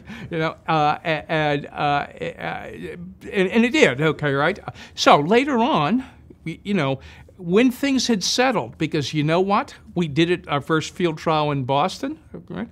And the second one was in St. Louis, and right away when we went to St. Louis to set it up, the Southwestern Bell guy said, well, you know, we don't do things here the same way those Yankees do in Boston, and they were right, they didn't, okay, right? But after we got the third one, you know, things had settled, and I had somebody go back in and write the high runner parts back in C. Okay, right? We made a little kit of stuff to do that, right? Okay, so anyway, that thing was it was the only way in the world to get it out the door fast enough. It also gave us the excuse to do something we wanted to do. Okay. Which is, I had a couple folks that were working with me from another group, but at least one or two of them ended up in my group later. We wanted to fix the documentation problem. And that was that documentation went through a completely different path than the programs, okay, right? And it was never very satisfactory for fast-moving software, right? So what we wanted was a complete electronic delivery out to the operating companies. We wanted an organization that would let us package up software and documentation in one coherent thing. It would arrive on your system, you'd push a button and it would be put out into them, all that kind of stuff, okay? The documents were modules, you know, with names like URLs, okay? This was all in the late 70s, okay, all right. Okay, so this kind of violated a bunch of the Bell System standards, but I told the AT&T project manager, well, if you want to get this, you know, I'd be happy to do the standard stuff. It'll just take 6 months longer. Oh no, okay. And he went to bat for me, all right? So we were able to do this. Okay. All right, well that sort of got out the door. An offshoot of it was the very first expert system produced at Bell Labs and shipped to the companies, and it was a back-end thing what would happen is a cable analyst job would learn how to use the reports pretty well, and then they would transfer them. Okay, so this was an expert system where that had the rules of where to go look and, you know, to help find stuff. When did the name Agile Software actually emerge? How many years after? 2000. So, way later, yeah. Okay. 2 decades. Yeah. Okay. I mean, it wasn't that some of these ideas hadn't been floating around. We were just starting to really apply them to real software projects, okay? We used to use this talk used to be used in the software project management class at Bell Labs, okay, which was fun. Okay, so then the next thing was having sort of gotten this out the door, I got to be running a supervisory group, and we made up a name for it called the Information Processes and Architecture Group, which basically meant do whatever we want to do. Okay, right. Okay, well, what we did was take this software structure that we had built, okay, and turn it into a thing called SOLID, System for Online Information Development. One of the very few software environment systems that ever got used. It got used in about 50 places in the labs. The trouble was people would build their software control systems and everything again and again. And the trouble was, too many of them had embedded assumptions about how you did stuff that didn't fit other places. This is one where a lot of the structure was there, but it didn't make many assumptions about workflow and what you want to do. Okay, right? So it actually got pretty wide use, right? We also did. Well, I had folks doing research in speech handling. Okay, turned out the hardware was just not up to it. Okay, right? I actually had a group that was half cognitive psychologists. Half software folks, right, which was pretty useful. We did human interface stuff, and you asked about bitmap display terminals. Yeah, we had Bell Labs Blit terminals, right, that done in by Rob Pike and Bart Locanthe over in research, right. So this is hardware and an interface. Yeah, okay, so the Blit terminals, right, were Motorola 68K terminals that I mean, they were terminals, not actual workstations at that point. So this is 1981, I think, something like that. Okay? But they were multi-window, multitasking kind of things, and then you could have applications that could have nice interfaces, and they had a mouse, you know. Was Ditzel involved in that? He was in the same department, but not in that. No. Okay. Okay. So I certainly knew about altos, okay, right? I already knew Adele Goldberg by that time, okay, right? We had met. How did you cross paths? Yeah. Okay, we met at a conference in 1981 in New Orleans, okay, right? I think I was talking about Solid and she was talking about altos or something or other, okay, right? And let's see. And then I came out here to give a talk. I got her to come to Bell Labs to give a talk, okay, right? I mean, some of us knew that as the costs come down, bitmap displays is what was going to happen, period. I had always pushed for better terminals. I did a bunch of work on CRT support well before this, right? Okay, so we got Blit terminals. I got our lab to have more Blit terminals except anywhere but research. Okay, I got Martin to have one on his desk. Right. Did you have one on your desk? Oh yes, yeah, yes, for sure. Okay, right. And what we were doing was working up an agent system, a prototype of an agent system for the operating companies, where there were people whose jobs had a half a dozen terminals on their desk, all hooked to different things. They'd have to take information from one place and put it in somewhere else. So we did a repair service bureau application, just a mock-up, right, where there would be a list of incoming trouble reports. There would be a list of work crews. And instead of doing a whole bunch of commands, you would click on a trouble report. You would click on a work crew, and it would assign it to their queue. That was all there was, okay, right? But the idea was to show, look, as this stuff gets cheaper, this is stuff we can deploy, and it'll save a lot of time. Yeah. Okay. All right. Well, then we there was this problem that my boss at that point, or my boss's boss, was a fellow named Dan Stanzione. Okay, Martin had gotten grabbed to go drain the swamp somewhere else. Okay, right? Dan Stanzione came in. He was sort of the father of digital signal processors at Bell Labs, and he later was Bell Labs president. Okay, so it's a pretty good management chain. Okay, and he asked around, was anybody doing a microprocessor-based workstation? He's talking about 1981. Okay, and nobody would admit to it. So there was an under-the-table project that I ran, right, called Phoenix, which was basically we used Sunboards, and we were putting together what we said was a small server to go in the garages to control little handheld computers that would run the mechanized loop testing. Okay, hard requirements had to be usable by one gloved hand while somebody is up on a telephone pole. Okay. And we said, we need these little computers in the garages. Okay. But what we really were doing was heading towards workstations. Okay. You know, you'd have one of these with a couple of the blit terminals. And you had your own processor, right? You were well, that's a little bit later. Okay. Okay. We started with 68,000s. The blitz had 68Ks. Okay. Now, it turned out somebody was doing their own computers, 3B. Okay. All right. And there was a Bell Mac chip, which is a 32-bit thing. Okay. Right? And the let's see, we ended up getting pulled into the 3B2 project, okay, right? And the problem was it was run by an executive director of that whole stuff. That he said, oh, well, these blitz with Motorola chips. No, we got to have Bell Mac chips in there for the volume. Okay, now here we are. Okay. The 68K chips, a guy named John Reiser had written a wonderful dynamic code-generated bit blit to make this slow 68K actually be good, okay, right? All that had to be thrown out, okay, right? I mean, I talked to the engineers who did the official Bell Labs blit equivalent, and they said, we made it work, and of course this chip doesn't fit this at all. Okay, oh good, yeah, right. Okay, well, but the trouble was, is we had done some really cool demo applications with the idea of being able to get things lined up to get volume for the thing, and it's just completely wrecked it. Anyway, we got pulled into the 3B2 thing. I mean, it was amazing. We in research fought this switch of chip, okay? But the executive director, I won't name, said, well, we got lots of software people that can do this. Well, the day after the decision, I got a call from the department head out at Chicago saying, we hear you know about these blit terminals. Can we get some help on software? Oh, thanks. Okay, right.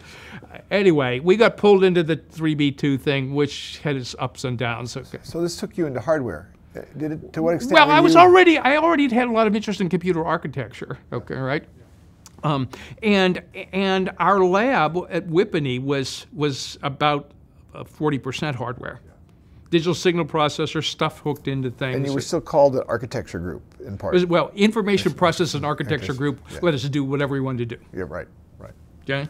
Okay, so to sort of finish off the Bell Labs stuff, well, of course, there was a good old Bell System technical journal. Here was one on the Automated Repair Service Bureau, including this project that I was talking about. There was, of course, there were multiple issues of Unix stuff, so I wrote papers for those things. Right? Let's see. There was another funny thing that happened. So during this time, I was an ACM national lecturer for about 4 years, right? Which meant that chapters of the ACM would put in requests. There was a list of speakers and what they would talk about, right? And you would try to arrange trips. And this was, by the way, perfectly well supported by my management, right? They liked us being out there talking to folks and saying, hey, this school looks pretty good. We might ought to do recruiting there, so forth, okay? And I did the Small is Beautiful talk, okay? So at least couple thousand people heard that talk at that point. I talked about Unix and Programmer's Workbench, and there was one more talk that came up in a really weird way. There was a workshop on fast prototyping. Okay? And this was finally, by 82, there was a bit of a reaction to this heavy requirements, waterfall thing, okay? But people were still having trouble. They were talking about requirements for the fast prototypers, right? And I was at this conference, and this freaked me out, okay? I said, wait. Fast prototypers are like scouts on motorcycles ahead of the Army. I thought, wow, that'd make a great talk, okay? So I invented a talk, okay, in the middle of a conference and begged my way onto the program. It was a workshop kind of thing, right? Well, anyway, that became Software Army on the March. Oh, that's great. Okay. What's project strategies? Strategies and tactics, a tale of bulldozers and motorcycles. The idea was that there's heavy-duty software engineering. You got to build stuff that's pretty rock solid, but you got to know what to build first. And I talked about the way projects fail, all that kind of stuff, right? And So that ended up being a popular ACM talk and was also a 1983 keynote for one of the Unix conferences. Okay, which was sort of fun. Okay, right? But it's the only time I've ever invented a talk in the middle of a conference. It's scribbled view graphs and given the talk. Okay. And for you at that point, what was the line? What were the lines of authority? Who was your manager, and what organizationally? Okay, I was still in this automated repair service bureau thing. Okay, but here's the thing: development laboratories would often have advanced development or applied research groups. And I was running the one that we had, okay? And, you know, the idea was new technologies, what do we want to look at? That's why we're looking at voice recognition, okay? Our own software methodology things, you know, we were doing that, okay, right? We thought we needed small microprocessor-based systems, and nobody else seemed to be doing one for a while, say till 3B2s came up. So, you know, this under the table, well, I say it's under the table project, you know, I would go to other areas of the labs and say, could you use something like this? If yes, loan me somebody. And they would, okay, right? And it wasn't exactly under the table because we were going to have a review for our executive director who runs 1,500 people, and he already knew everything about it. Yeah, it's really under the table, you know. So I remember being fascinated by AT&T at InfoWorld, and the question was always, was AT&T going to get into the personal computing world?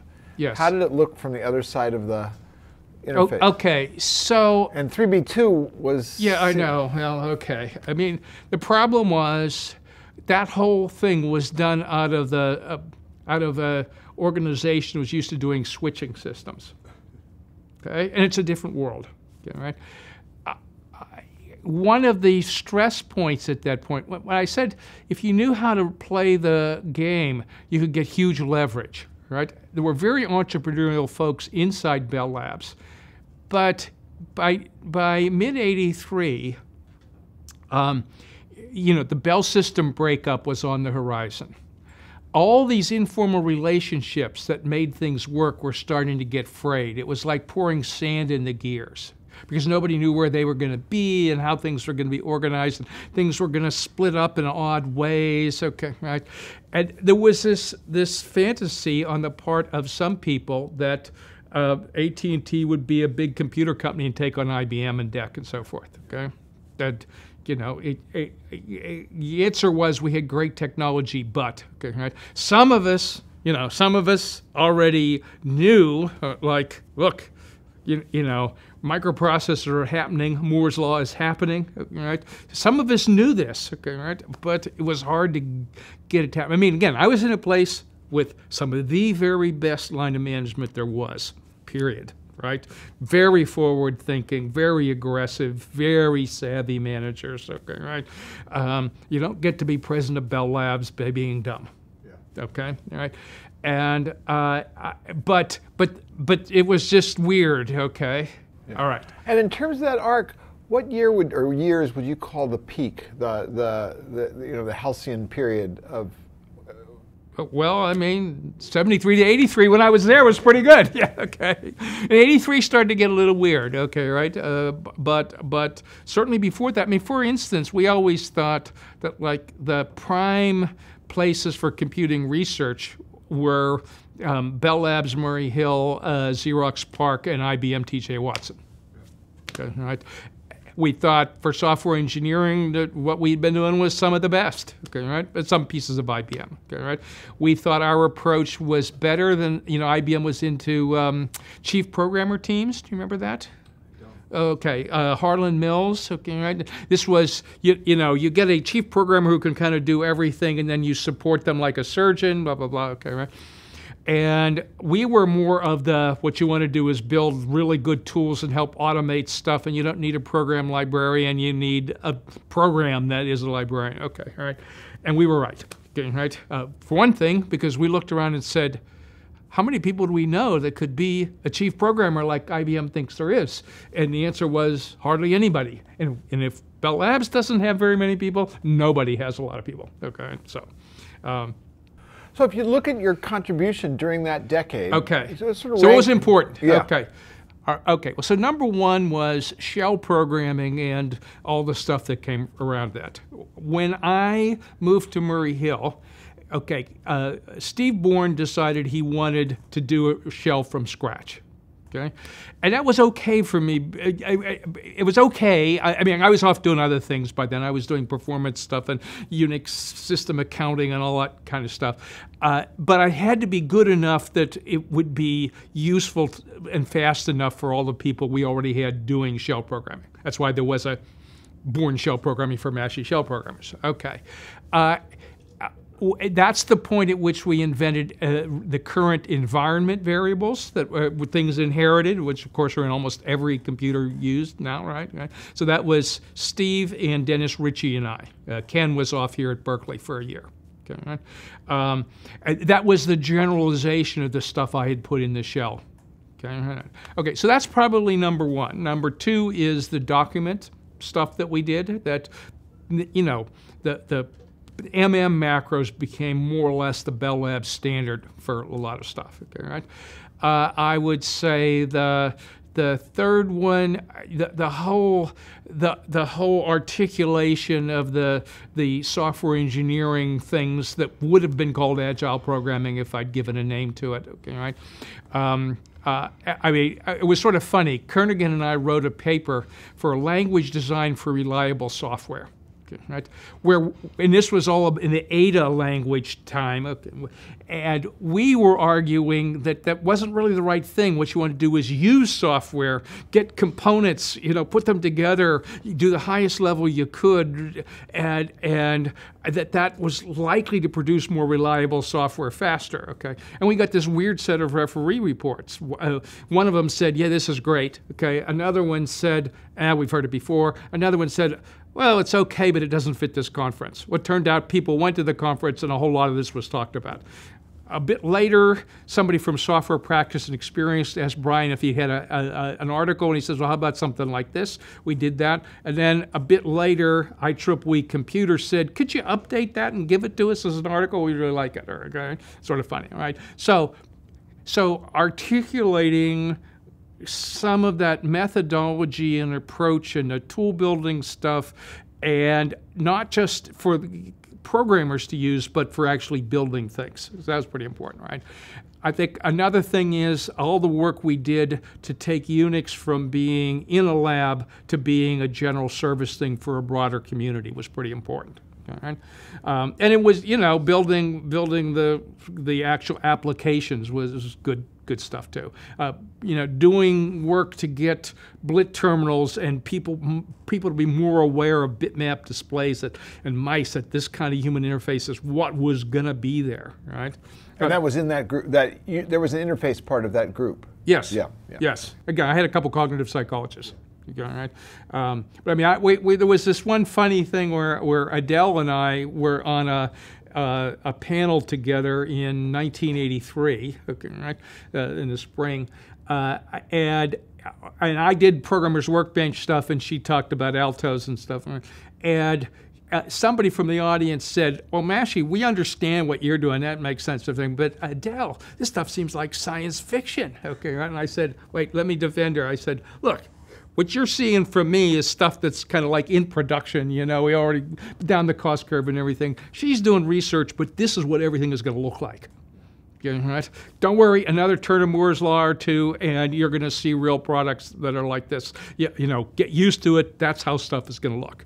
And from that period, sort of 77 to 83, what did Microsoft look? Did Microsoft show up on your radar at all? I think I had a DOS machine later in there somewhere, but I had an Apple II. Okay, right. Was that the first personal computer you Yeah. had? Was an Apple II? Yeah. And it was a hobby machine, basically. Yeah. Yeah. Just to see what it was. Okay, Yeah. right. What did you think? Well, I mean, it was pretty crude. Yeah. Okay, right. I mean, compared to what I was used to. Okay, right. But you could see potential was coming. Yeah. Okay, right. And you know what I was waiting for was, when were you going to get a bitmap display and a mouse? Okay, I mean, I was used to having a bitmap display and a mouse, right? Okay, so, okay. Why did you decide to leave? Okay, well here's what happens. Okay, I was fairly senior supervisor, and I was sort of a special projects guy and a troubleshooter, and I mean, my director would say, hey, can you go look at this technology? You think, okay. So for instance, I looked at, you mentioned Dave Ditzel, CRISP, okay, CRISP chip, okay. My director said, can you take a look at this? Is this something that ought to be funded? Okay, right? And my answer was, this is the right way to go. RISC stuff in general is the right way to go. This turns out to be relevant later, okay? Right? And of course, then I left, but it got funded, okay, to do it, right? Okay, all right. But with this Bell System breakup, like I said, things were just getting harder. It was like spending more time fighting with bureaucracy. And we'd gotten grabbed into the 3B2 stuff. I would go out to Indian Hill at Chicago, and we'd spend a whole hour signing forms for each other. Oh, yes, okay. The management style I was used to was, let's set key milestones that are demonstrable things. Okay, all right? Let's pick those carefully. I want one a month, okay, right? That demonstrates real functionality coming along. We can tell where the department head, can tell whether or not it actually works at that point, okay, right? And sometimes the environment we were talking to at Chicago was, first draft of spec reviewed would be the same as system boots. And I'm like, no, okay, right? Oh, all right.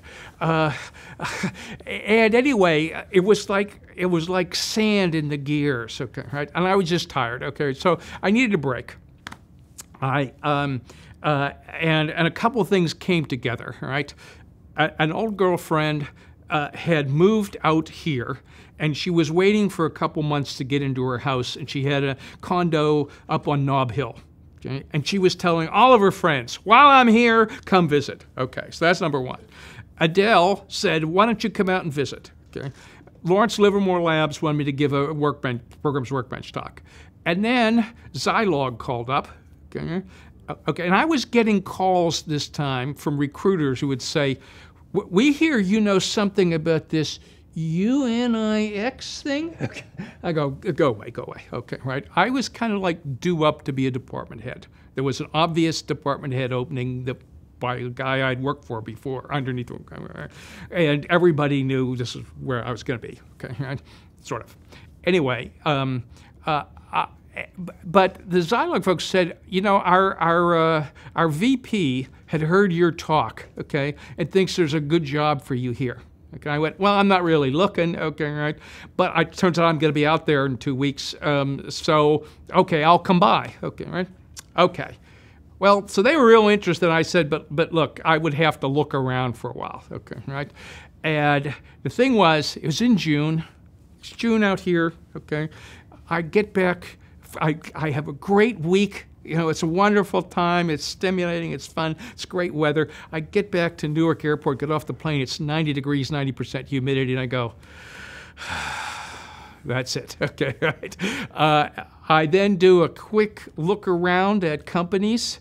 I send resumes off to a couple companies, one of which was Convergent Technologies. Like a week or two later, I'm out here for interviews. Convergent makes me an offer, and I think about it on the plane home. I decide I'm taking it. I come into work the next day and say, yep, I think I'm departing. Okay, right. And, did that create waves? It did, but they also understood. Okay, right. I mean, it was sort of, part of it was actually knowing a department head, a really nice fit department head job would have been in Unix development kind of stuff, right? It was, if I took that, I kind of feel morally, bound to stay there a while, okay? And I somehow felt like, well, I'd always liked the idea of California, okay, right?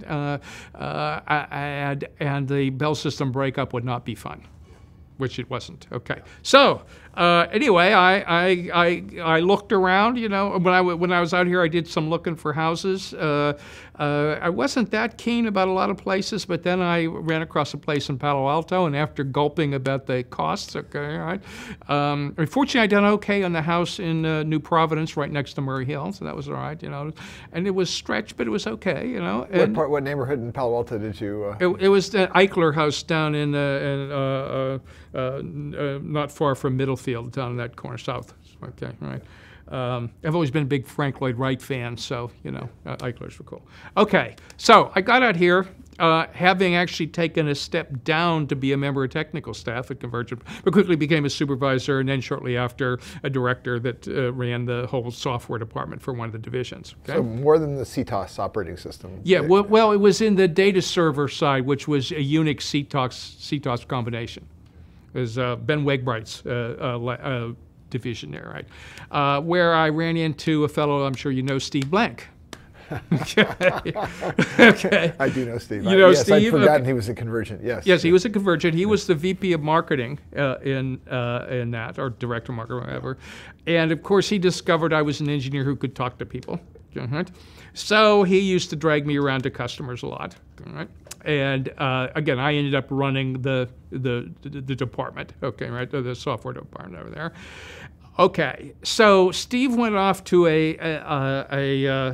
to help start another division. It turned out not to make it, so he ended up leaving Convergent. But then in a couple months, he was back, and he was with the founders of MIPS. Okay? And basically, in typical Steve fashion, he wanted to see if what sounded like some good ideas would actually be of interest to people he trusted to be building systems. Okay, all right. So that was fun, okay, right? So remember I said a lot of my luck is, you know, I've been so lucky so many times to work with good people, okay? So this is where I first ran into this folk. John Hennessy. So was he still just a faculty member? He was still just a faculty member. Okay, he was now off on his sabbatical for a year to start MIPS. Okay, right, with Skip Stritter and John Masuris, and Steve was just kind of helping them out. Okay, right, and so they came in and they did a presentation basically of the Stanford MIPS stuff. MIPS right? X. Yep. Okay, and so they wanted to know what we thought, you know, and I said, well, you know, I love RISC. I blessed it back at CRISP, you know, stuff of Ditzel's, okay? But I got to ask you a question. You had compiler people and chip people, yes? Yes, yes, okay, they did. You didn't have any operating system people, did you? And they said, well, no, but how did you know? I said, because no OS person ever asked for some of these things here. You're like, huh, okay, right? And I went through a list of things, you know, that really weren't there. Okay, when they said, oh, well, this is just like, this isn't exactly what we're doing. We're, you know, doing a more commercial version. Why don't you combine and look at the real specs? Okay, right? Well, okay, all right. So I ended up sort of being over there every Saturday looking at specs and commenting on them, okay? And they were saying, you know, you're here a lot. Why don't you work here? Okay, I was like, no. Okay, I'm a director at Convergent. I have a good time. Well, but meanwhile, there was a rearrangement of management and everything. And what was clear was this was like the one chance you might get as a general system software person to get hardware that's actually what you might want. Yeah. Okay, right? That was the first thing. And the second thing, it was clear that they were putting together an absolutely terrific team of folks. Okay, right? So you know, I ended up moving over there in January '85. So you were only at Convergent for a year and a half. And where was Convergent in their trajectory? Were they still doing well? Well, they were doing okay. Yeah, right. They didn't have the fantastic growth that they'd had earlier. Okay, and the wheels were starting to come off a little bit. You know, I mean, they were trying to do too many things, I think. Okay, right. But they were still doing okay. Right. But it was sort of funny. The director of hardware and I, when a fellow named Grant Pierce was our controller at Convergent in that division, and he was getting recruited by MIPS to come over as the CFO or something, right? And so Greg Hansen and I tried to scare him to death. It's like, I don't know, you want to go to a startup, you know, hey, they don't have any operating system people. I mean, you know, look out, okay. Well, when I showed up at MIPS, he's there, wait a minute, did you say how many? You said it was like no OS people. I said, well, I'm here. but in that period, somewhere in there, I saw a fairly rare thing, which is actually very instructive. Okay, right? And this comes back to the being lucky to work with really good people. Okay, right? There were a lot of good people at Convergent. Okay, right? But of course, Hennessy is terrific. You know Hennessy. Okay, right? But here was the thing: I actually won an architecture argument with John. Okay, that's not easy, okay, right? Okay, because the whole point of what they were doing was very good quantitative analysis and design, okay, right? All right, but the Stanford MIPS and the MIPS that they were working on were word-addressed machines, not byte-addressed machines, and they had funky sort of byte manipulation things, okay, right? And I said to John, you know, why? Okay, he says, it saves a gate delay. Okay. John, would you like to have software? Well, yeah. Okay, good. It's going to be byte address. Well, okay. Okay. I said, so John, okay, here's a couple problems. First off, we don't have half words, 16-bit things. Oh, yeah, but we've done all these statistics. Okay, right? I say, so did you look at the Unix kernel? Well, no. Okay. So then what I did is I grepped the Unix kernel for short, the 16-bit things, and there's like thousands of references. I said, so why do you think that is, John? Okay. It's because the kernel packs stuff in a lot. And there's a whole lot of these short integers around, you know. Like, oh, okay, right? And, you know, networking code has this everywhere. Okay, right? Oh, yeah, okay. You won't see that in a user-level typical code. Okay? So when they made that shift, what did that cost them to do that? Very little, turns out. Okay, right? But anyway, there were a couple other arguments, and the usefulness of this is that there are sometimes real differences between what you see in academia and what you see in the real world. Okay, and the crucial thing is to combine the best of both. Okay, right? So I had a couple other things for him. I said, okay, so you wouldn't ever have seen this because it was never published, but back at Bell Labs, our folks did C compilers for the UNIVAC 1100 series, which is 36-bit words with weird, really weird byte pointers, okay, right? That cause string copy to be 200 instructions, okay, okay. Okay, that's bad, okay, right? And they did it for the Xerox Sigma 5, which also has weird kinds of pointers, okay, right? And I know the people who did it, and their lives were hell, okay, right? Okay. So that's the first thing. The second thing is that when it comes to porting software, we're not a big company. Our ports to us have got to be easy, okay? If something ports easily to a Sun and it breaks on us, they're just going to say, go away, okay, right? You can't afford that. And finally, okay, devices that we have to run from the operating system often have packed data in device registers. There may be something with 2 bytes in a 16-bit thing, and you have to be able to issue an instruction that writes to just 1 byte. It can't write to the word, okay, because they'll have weird side effects. You can't even read from the word. There are things where reading causes side effects, okay, right? And I'd say is every device, yeah, there's ways around this, but if we have to rewrite every device handler, okay, the pain level is just very high. So it's like, you know, yes, it may save a gate delay somewhere, okay, right? But you don't want to do this. And he listens. John always listens, okay, right? So it was a byte address machine. Now, amazingly, the digital alpha people made the mistake, which, given the smart folks they had doing it, I don't understand why they did it. They made the exact mistake. Later, in the second version, they fixed it, but it cost them no end of hassle. Okay, but again, the message is it's really good to work with smart people who actually listen. What did you think of Moose? Moose John was, Mazuris. Yes, Moose is an interesting guy, okay, right? A little high-strung here and there, okay, right? But very smart, okay, right? And we certainly couldn't have done it without him, right? You know. I've forgotten now, who were your first customers? Where did MIPS take off? Okay, so let's see. We were working with Prime Computers some, okay, right? But the really key first customer was Silicon Graphics. Oh, Okay. Early college. Okay. Okay, now. Yeah, okay. Okay, so what? So this is pretty incestuous, right? Because who was the CTO at Silicon Graphics? Forrest Baskett. Forrest, yes. Okay, now did Forrest know John? Yes. Okay. Who was the lead venture capitalist for both companies? Mayfield. Okay, right. If Mayfield needed to know whether we were a good idea, they would call Forrest. Okay, all right. Okay, there were people at SGI who had worked for me. Okay, I mean, you know, so they were an early customer, and there was this sort of three-way OEM deal between them providing workstations to Prime and stuff like that. Okay, the original IRIX port, okay, to MIPS was something where SGI lent me a couple operating system people, and we did a joint port between MIPS and SGI, and then we split it because they had their own weird stuff that was in there. Did SGI start with another microprocessor before they 68,000. Oh, they started on 68,000 too. Okay, so Okay. it's very similar. But they were well, you know, MIPS started on Charleston, right near. Oh, I didn't know that. That was where you. We were, yeah. Huh. So it was pretty easy. Were you at some point you moved to Sunnyvale, right? Yeah, we moved to Sunnyvale. Yeah. So you were in Okay, but we Charleston. started at Charleston, Yeah. so you're right there. Yeah. Okay, right.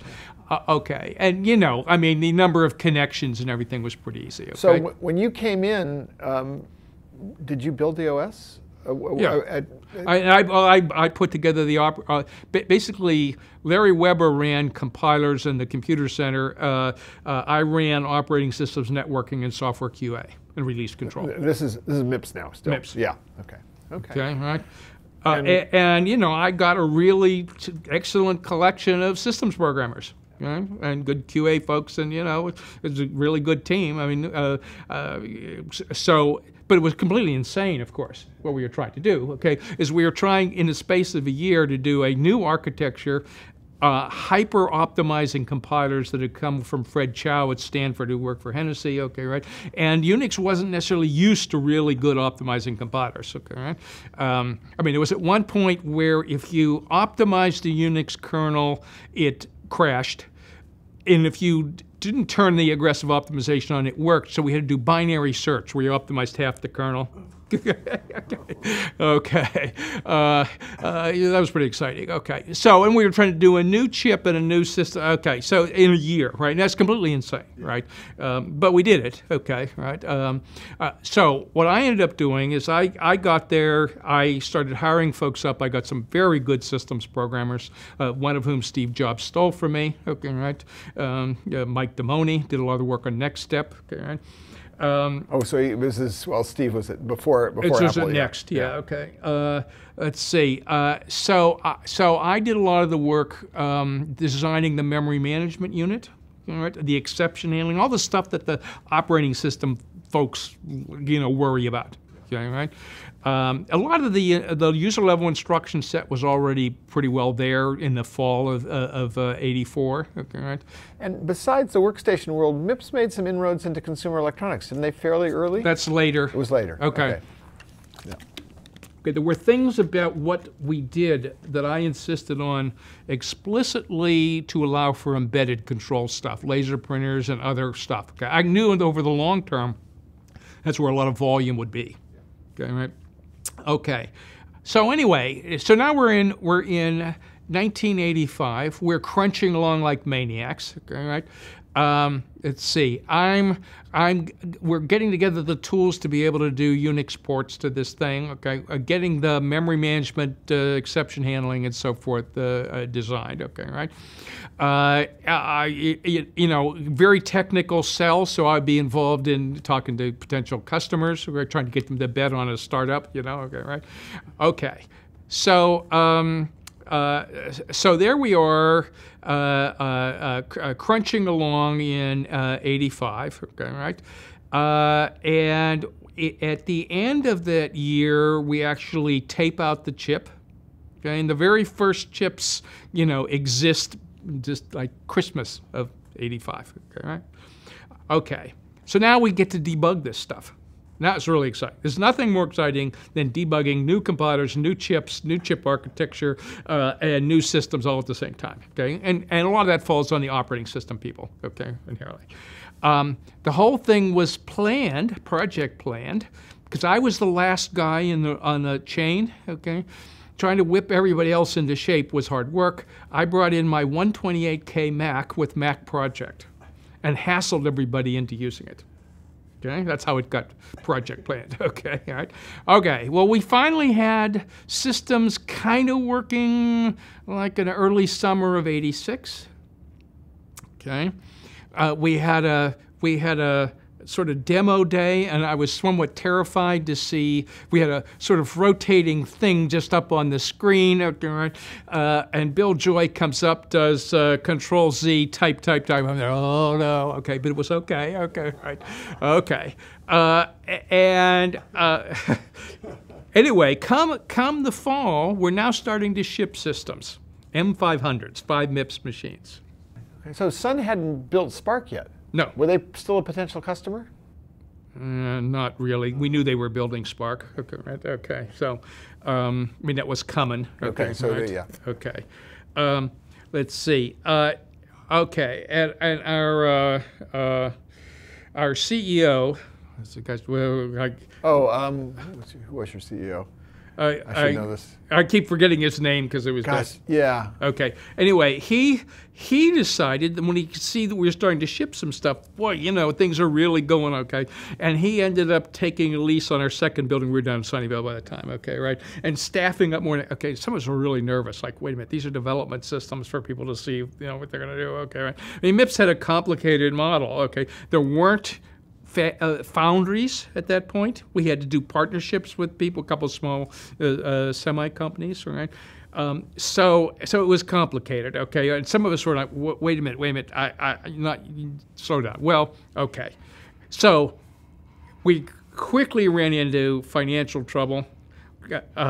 Actually, Hennessy led the effort to get rid of that CEO and find another one, okay, right? And the reason was, I think the bottom line was that after talking to a bunch of people, he basically told the VCs, you know, one of the best technical teams in the Valley is about to explode if we don't replace this guy.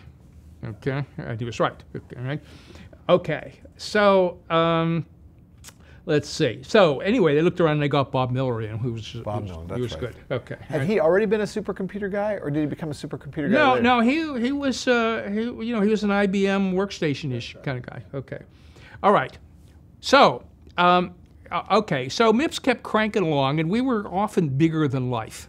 Okay, right. For a tiny company, we actually got more press and visibility than you would expect. Okay. All right. But we had lots of good stuff. We did a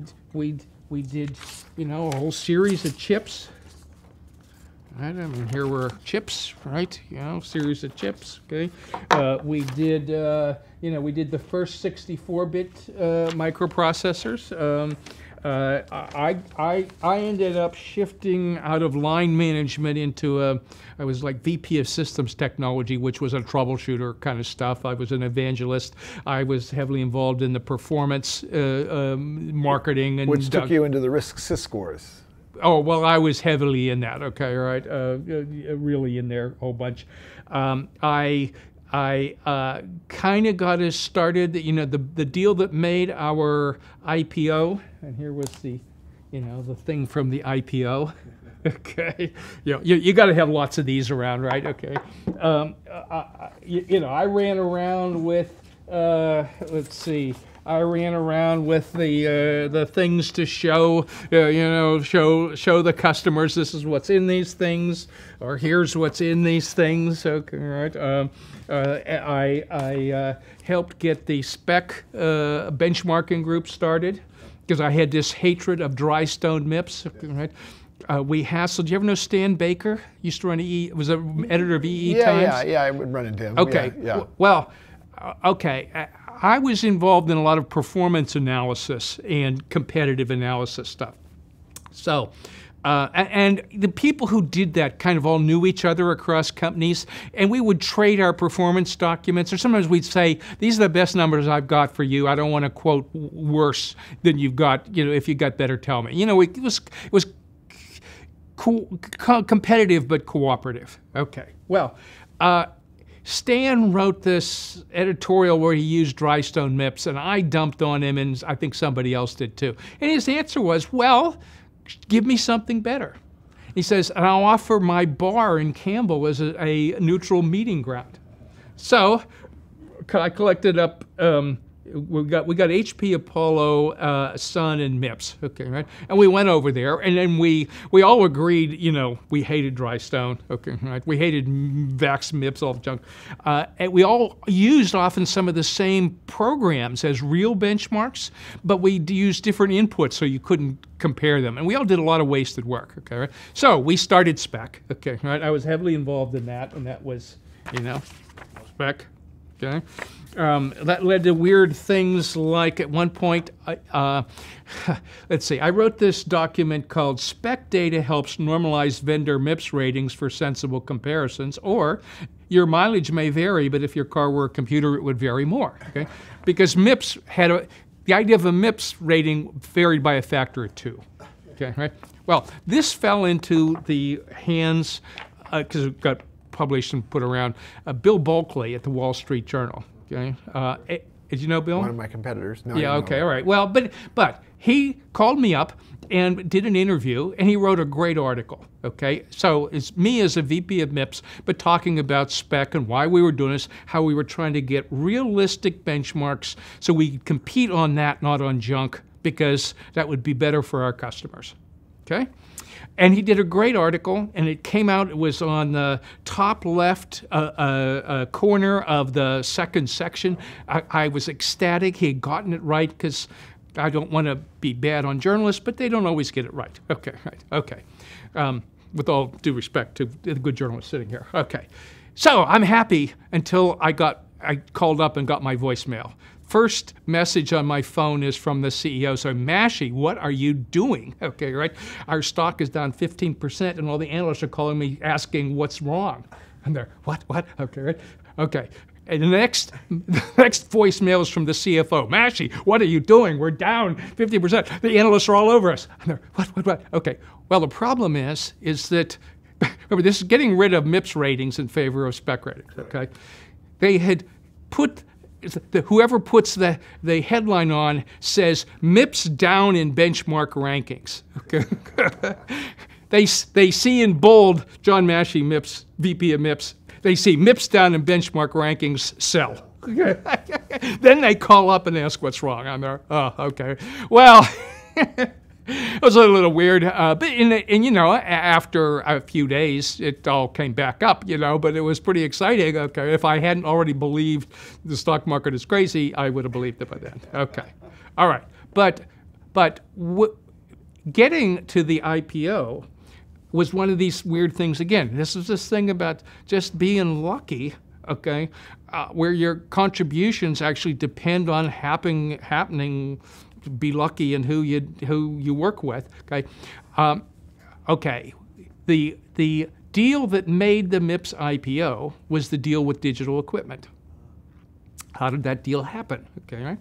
Well, I was over at a Unix trade show in early 1988, and I ran into an old buddy from Bell Labs who happened to work at Digital Equipment, New Hampshire. Okay, and I gave him one of the performance documents like that, okay, right? And we were talking, and he's saying, "Oh, this looks pretty fast." Okay, and he went off and read it. Okay, and then I saw him at the beer bus that night. Okay, right? He says, "Yeah, this machine looks pretty fast," because it was actually faster than anything DEC had at that point. Was the alpha underway at that point? No, it was just years before that. Okay, all right. So he says, "You know, what do you think? What do you think it would take to put Ultrix on this?" I go, well, you know, our compilers work bi-endian. Things work, you know, we do both little and big endian, okay, right? And, you know, we have all the boot prom code and everything else. I don't think it'd be that hard. Okay, so I want to do it. I want to do it and show Ken Olsen it doesn't take 300 people in 3 years, okay, right? Okay, so I said, here, give me your card, okay? And I then go to our Boston sales guy and say, well, you know, the chances of getting DEC to use an outside CPU are low, okay, right? But it's a huge win if we can get it to happen, okay, right? So it took a couple months to get the lawyers to do the right thing at DEC, okay, right? And we lent them 2 machines. One is a development support machine, and one is a target machine. And he and 2 other guys in about 2.5 weeks got Ultrix up, okay, right? All right, well, out here, okay, now you probably know Joe DiNucci. Sure. Yes, of course, okay, right? Okay, well, so Joe was running the work system stuff from Palo Alto, DEC Works, okay, right? And they were getting killed by Sun, okay, right? Anytime people didn't require VMS. And it was Unix, they lost, okay, right? Because they had microvaxes versus, by this time, Spark stuff, right? Okay.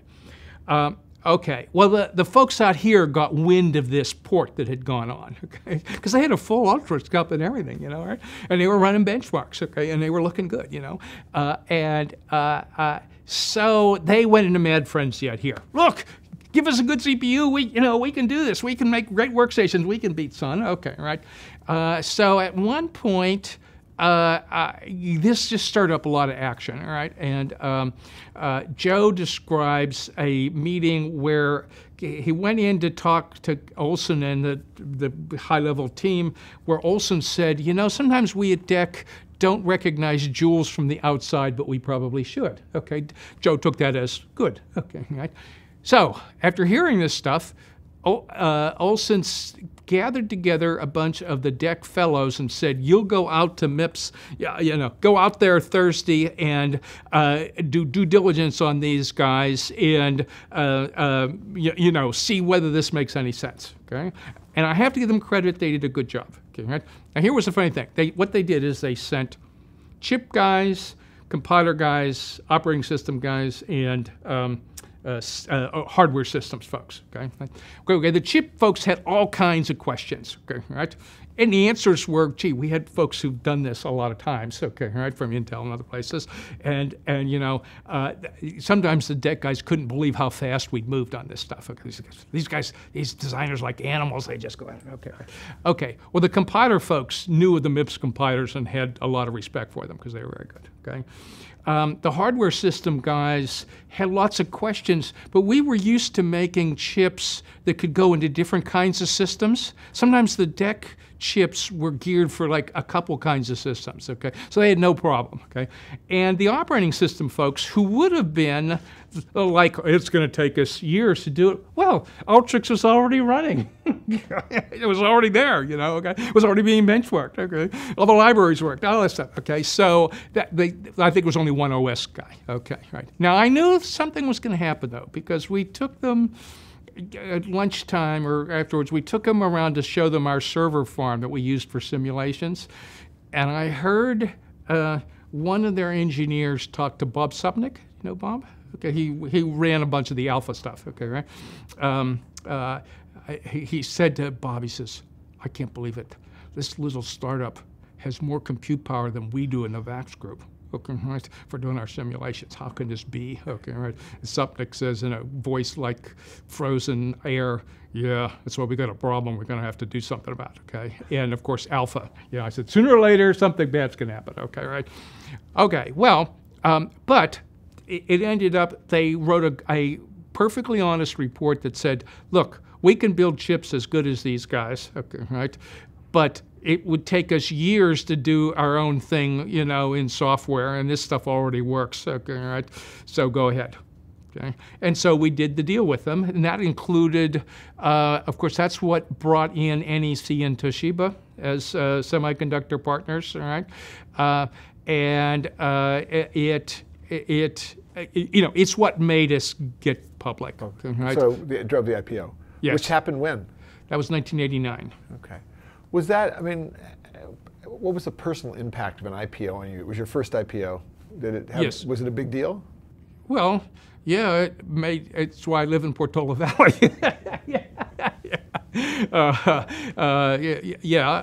Let's see. And it certainly, yeah, it was the first one, and I was an officer of the company at that point. Okay, right. So, and I actually was one of the few people they let talk to financial analysts. Right.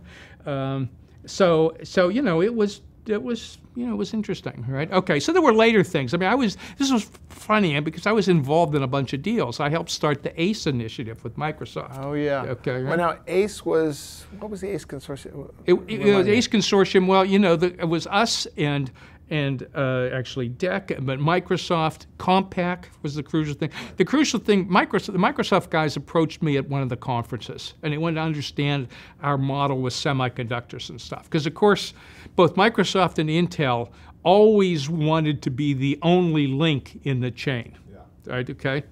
Right. So they wanted every other step to have multiple sources. Right. Okay, right. or customers. Right. Okay. So this was ACE was their attack on the Intel ecosystem. Yes, okay. But it involved bringing NT to MIPS. Yes. Yeah. Okay, now part of that was, there was this odd thing, Dave Cutler. Yeah, well, yeah, and my friend Greg Zachary wrote the book on NT, which is largely about Cutler. Yes, okay. Well, here was the funny thing. I don't know if you know this one. Cutler, of course, had been messing around with RISC for a while, as had other parts of DEC, okay? Yeah. Okay. And Cutler fought going with MIPS, of course, until it had happened, and then he actually was going to leave DEC and do his own startup that would have used MIPS. Okay, but Microsoft got him over, okay, right? And they were doing i860s for a while, okay, right? And there were issues in doing i860s for a general purpose thing, okay, right? Okay, so Cutler was quite happy to do a MIPS thing instead, okay, right? And I actually I'm still on some videos for Microsoft, okay, right? And I have to give Microsoft credit. They stuck with it a lot longer than I expected, because the thing they said is we need to have somebody like Compaq, like we need Compaq. Compaq was in this all the way, except then they had a management change and they killed it, okay, right? And I knew it was doomed, okay, right?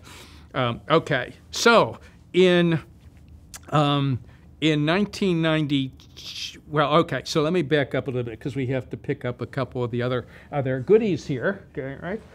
Okay, so I was certainly a Unix guy for a long time, and I did things like I was on the editorial board of this magazine for a long time with a lot of interesting folks, including... It's called Unix Review. Pardon? Yeah, Unix Review, yes, okay.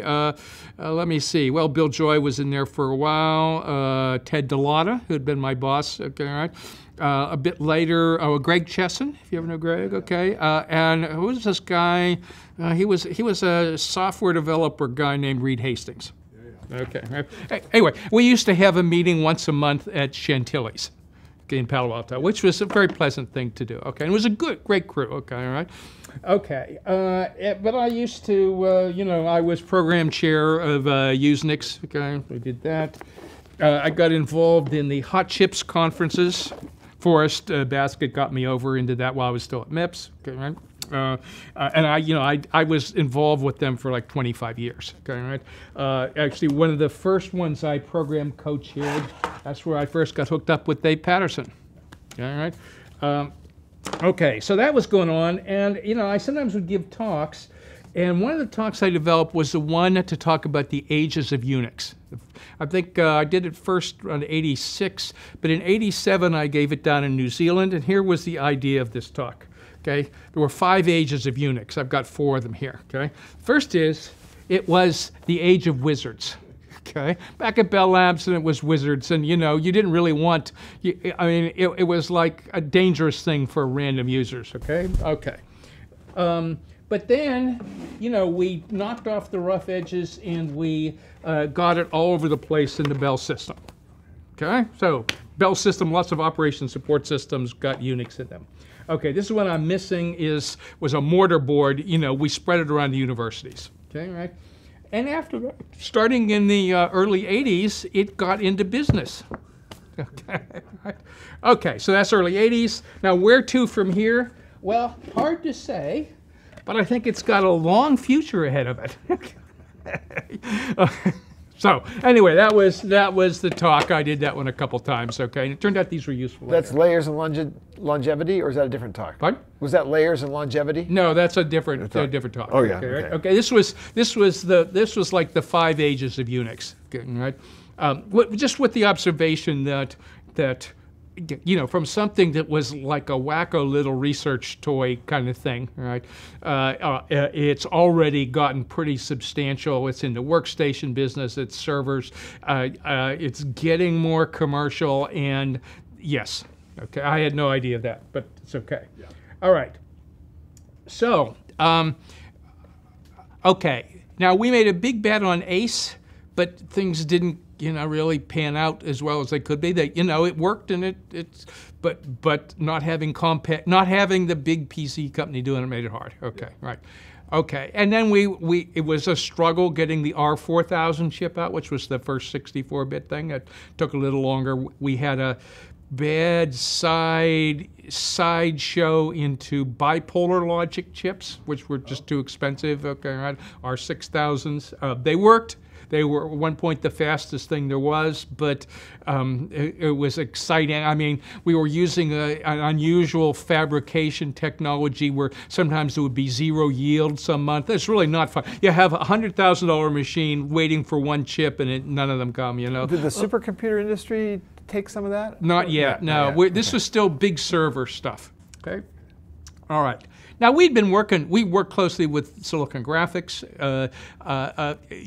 They were starting to, in the 80s, they were building multiprocessors out of them. I worked with them on getting the right features in for that stuff, okay, right? So in 1992, they bought us, okay, right? Which was okay, okay? I mean, that was a good merger, okay, right?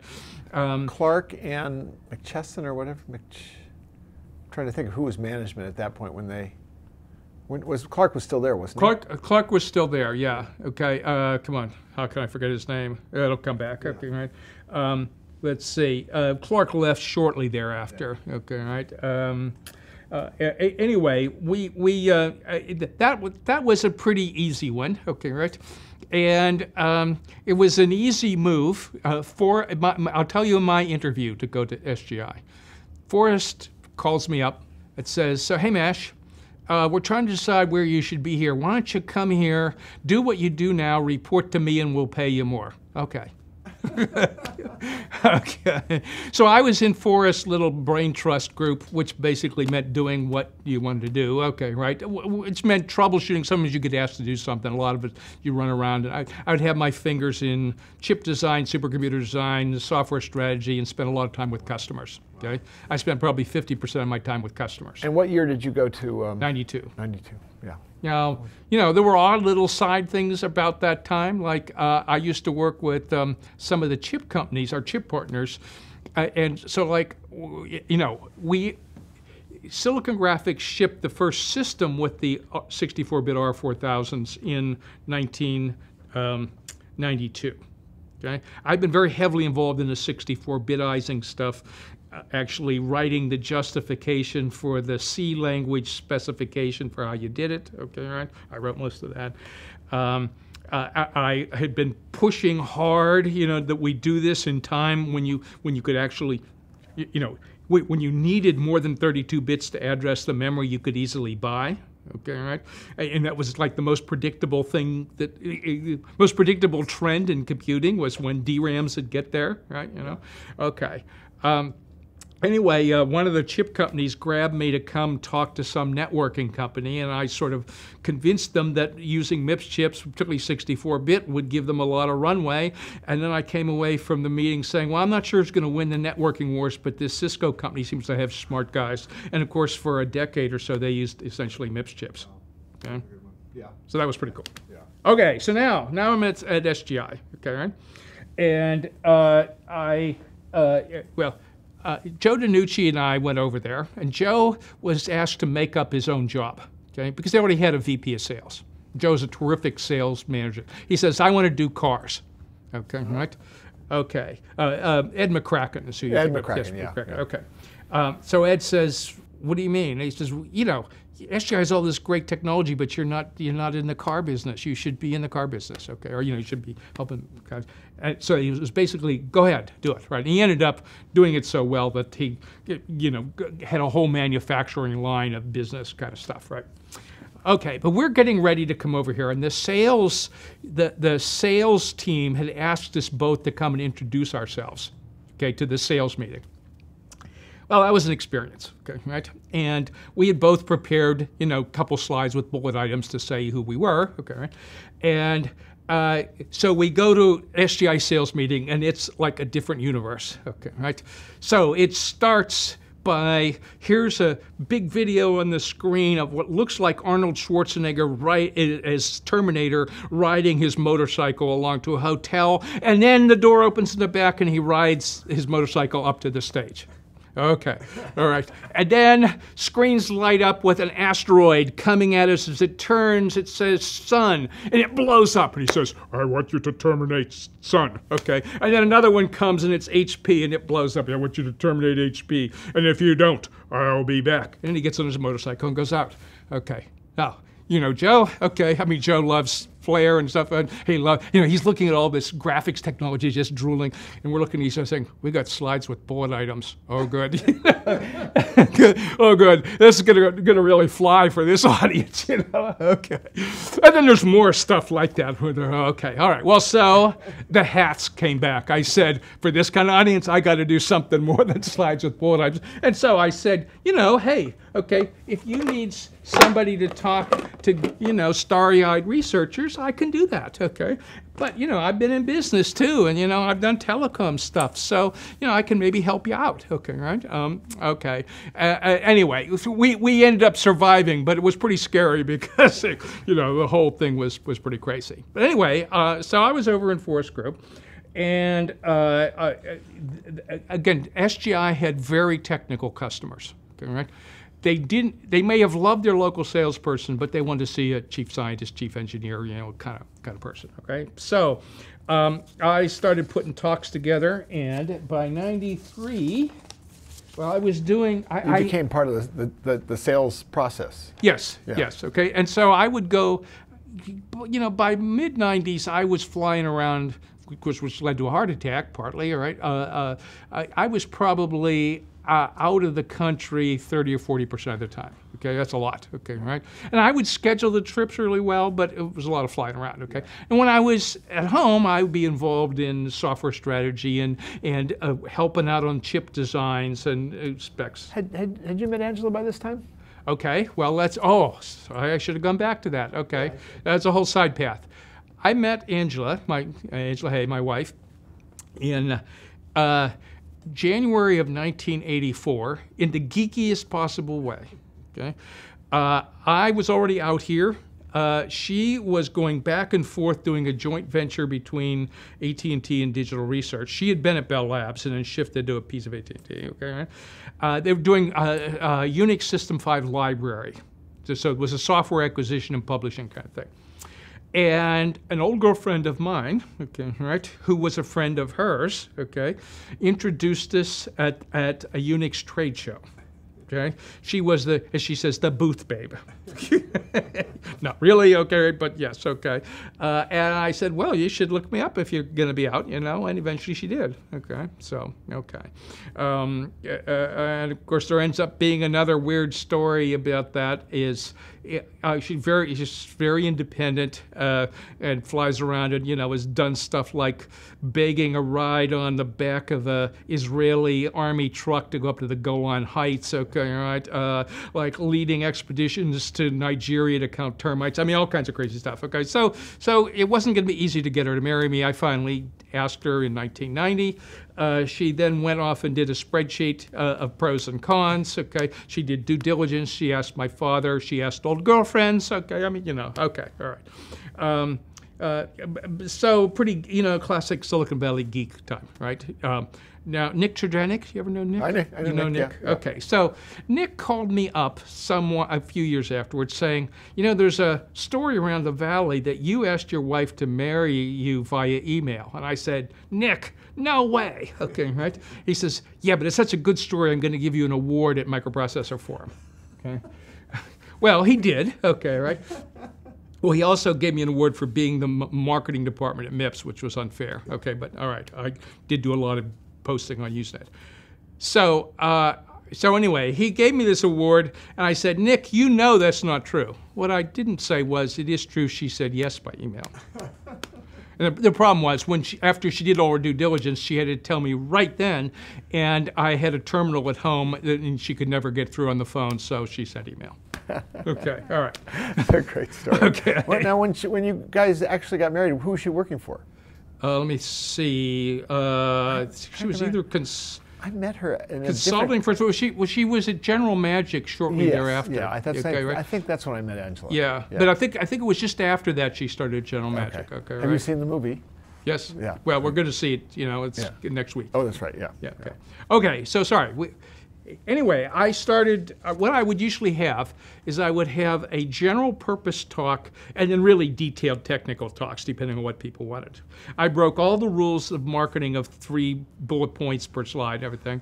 The marketing folks would always hassle me, and I would say yes, except that my slide sets are the ones they always ask for the most, okay? But I have one set of talks which ended up on University Video, Karen Tucker, okay, right? So this was a popular one, hardware, wetware, and software.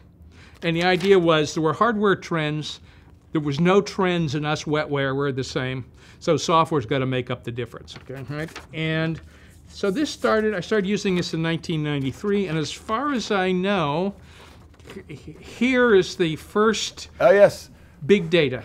Steve Lohr gives you credit in the New York Times for being the first to. Yes. So this was this was a this was this was a theme that I was trying to get in there. It did actually become a standard SGI marketing theme, and so what do we have here? We had big compute, big visualization, and big data. And the idea here was we had 64-bit everything early. We had a great 64-bit Unix file system called XFS. Okay, we had already big multiprocessors that were going to get much bigger. Right, we had very high I/O rates because of the graphics. Right, but there were customers that didn't need graphics and didn't need gigaflops worth of computing. They needed to manage lots of data, okay, right? And I kept telling people, there's a lot of customers out there that could do data mining and data management and stuff, okay, right? And I finally got that to be a theme at SGI. This is something that, we should do, okay, right? And I gave talks. There were a bunch of big data talks and everything. Okay, so when Steve Lohr came along in 2012, he said, some other people think they invented it about 2001, but some people think you were there earlier. Yes, okay, so that's how that article happened, okay? That's great. And didn't Blank pass through SGI? Did Steve Blank not pass through SGI? Okay, not exactly. What was the connection? No, let's see. Steve, of course, is a serial entrepreneur who went multiple times, but Epiphany was connected to SGI because it actually was some software that started at SGI that was not in SGI's main direction. It was sort of internal tools that they turned into a lot of money. So did you keep your same hat at SGI, or did you move around? I'm not sure what that means. Or did you take other positions? Okay, well, my label kept getting changed, okay, from Director of Systems Technology to Chief Scientist to VP and Chief Scientist, okay. I worked for Forrest until he left to go to NEA. Okay. SGI went through management gyrations. We bought Cray Research, which was not a good idea. Okay, right. I had a heart attack in '95. Okay, right. angioplasty, okay, right? And then a quad bypass in '98, okay, right? And that actually led to a funny thing, which was, let's see, this is my license plate. Yeah. Okay, all right. And I decided Someone I had to needed have a it. new car for It's, the by the license. way, for the transcript, it says Unix. Right, yes, it says Unix, okay, all right. And the deal was, my old boss, Ted DeLauda, had been working at Interactive Systems in Santa Monica, which was the first commercial Unix licensee. And part of the way that he got to be there was the guy who owned the license plate said, Ted, if you move here, you can have the license plate, okay? He was moving back to New Jersey, so he put it up for a very limited edition auction amongst old Unix folks. Oh, that's great. Okay, all right? And with the deal is that the money would go to Usenix as a memorial scholarship for the Australian computer scientist John Lyons. John had written John was sort of a key person in getting Unix into Australia. He had written the Lyons books, which annotated Unix, okay, right? Which AT&T lawyers hated, but which we used inside Bell Labs anyway. Okay, right. I knew John. He was a scholar and a gentleman. He replaced I had a set of these books that got lost somehow. He replaced them, and they actually are in the museum here now. Okay, right. Okay, so I had a quad bypass. Ted figured I'd be on drugs, and I'd bid up enough. I finished being on the drugs. I bid $6,000 finally. Okay, right. But it was at least a charity write-off. Okay, right. So that was good. That's okay? good. Great thing to have. So And anyway, did you stay through your hard issues? Did you? oh stay? yeah, I was still there. Okay, I was still there a couple years. Okay, right. Okay, so I was heavily involved in designing the what are called the Origin 3000 or Altix machines. The Origin 3000s have MIPS chips. Altix had Itaniums. Okay, right. Okay, for better or worse. Okay, right. And I drove the architectural concept where these things were built of bricks. Okay, right, with interconnects. Okay, right, and with cabled interconnects, with the idea that the CPUs could change at different rates than the I/O systems, the disks, and so forth. What I didn't want to have was like the earlier Origins. A lot of that was locked together. Right. Okay, all right. So was that the architecture of modern data centers? Well, yes. Okay, right. The NumaFlex architecture persisted. In fact, it still persists. It's now merged into the HP Superdome stuff, but it's still some of the same stuff. So it's lasted 20 years, which is pretty amazing. Okay, I used to carry around, in reminiscence of the little old lady with the nanosecond, I used to carry the cable around, one of the interconnect cables, okay, to explain to the sales force what was going on. Why was this stuff not looking like backplanes like they were used to, okay, right? And that this was a good thing and they should like it, okay, right? Now, there were also, of course, lots of chips, that went in these things, okay, right? And these are Origin 3000 chips, okay, right? Those are MIPS. Pardon? Those are well, MIPS? there's a MIPS chips, but then there's the ASICs that do the interconnect stuff, okay, right? But again, it was a lot of work. Which is why, a lot of advocacy on our part, which is why I'm one of the few people on the base patent for the whole architecture.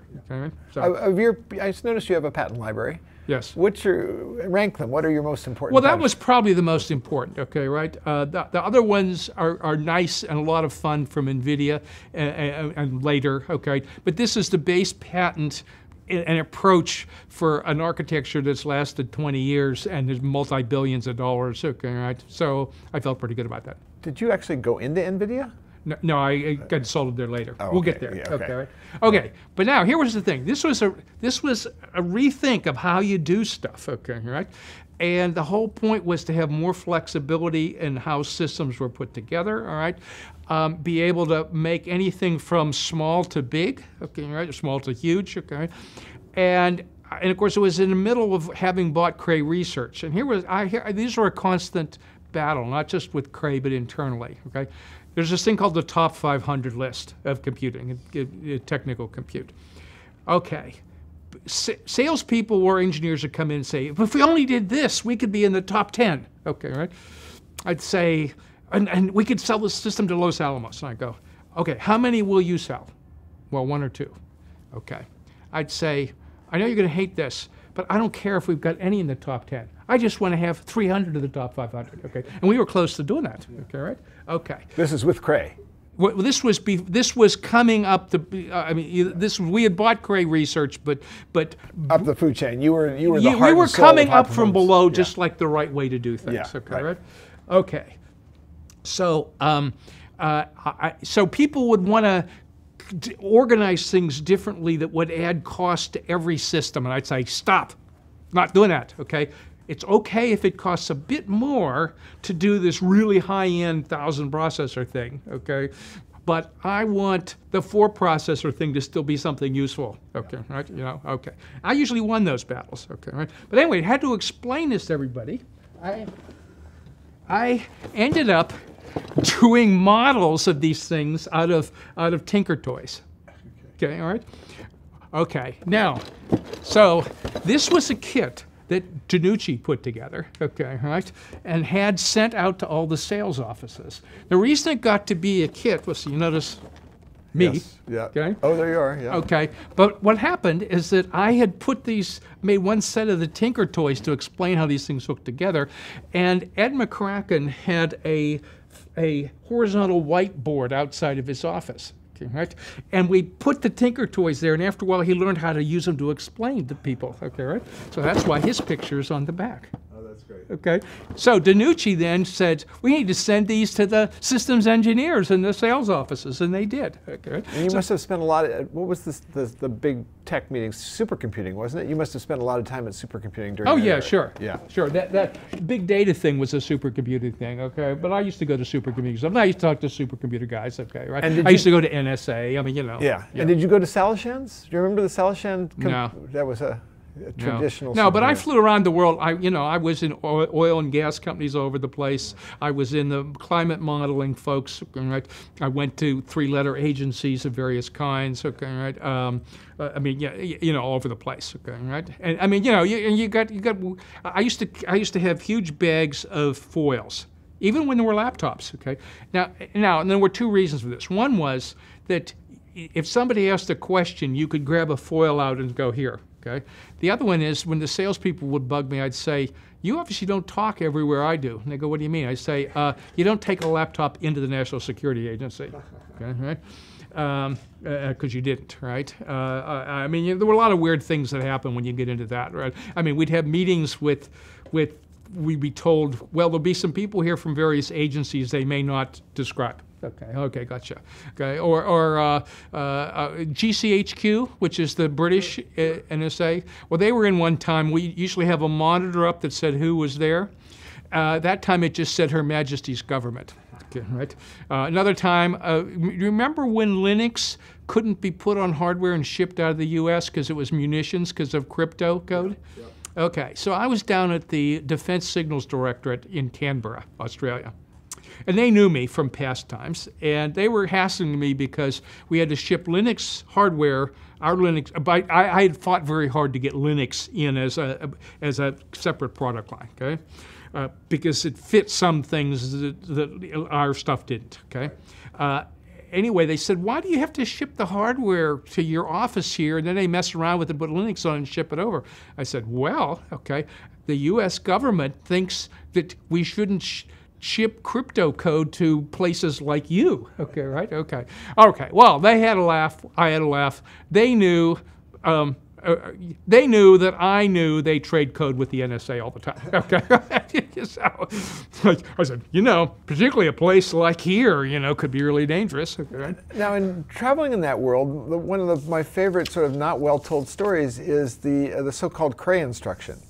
Yes. That was put in for some kind of string search thing. Did you get into those kinds of instructions? Yeah. There was a guy with a cane at NSA that used to beat on me. All right. We want the population count is to pop be, count. That's pop right. Count, Yeah. right. And I understand why they wanted everything. Okay. Right. And I think you know, there's some scenarios where we might have done it, okay, but about the time we would have done it is when we stopped doing really new processors. So yeah, okay. Okay, so to sort of finish that up, okay, well, there was, let's see,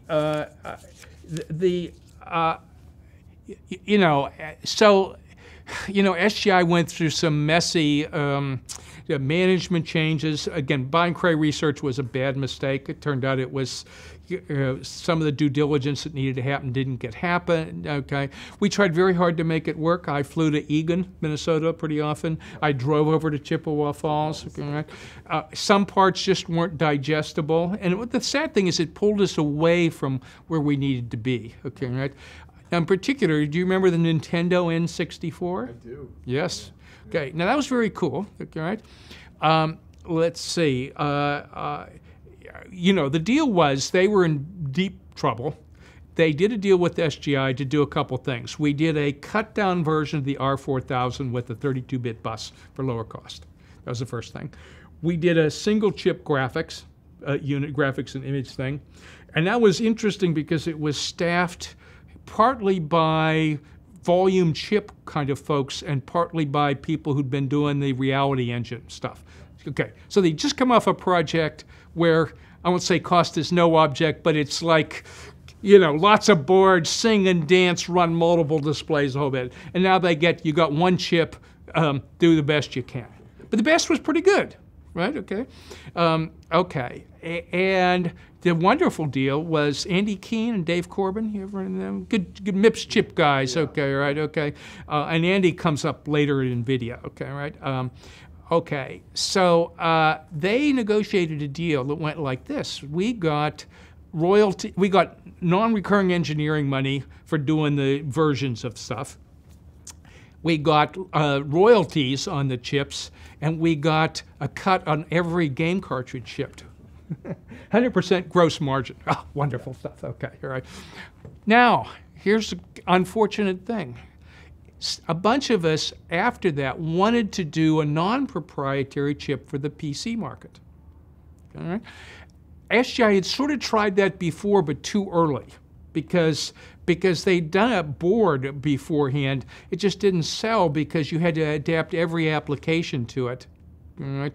And Windows, you know, it was on DOS, or, you know, early Windows. It wasn't Windows NT. Okay. Okay, but with Windows NT coming out there, right? It looked like you could actually, and OpenGL was now in pretty good shape. It looked like the time was ripe to start having commodity graphics units, right? And we just couldn't get people to buy. It was like, why do we want to compete with ourselves? Have you heard that one before? Yes, okay, right, it was too bad. Okay, well, you know, with one thing or another, in fact, a bunch of the people in SGI graphics people end up at NVIDIA.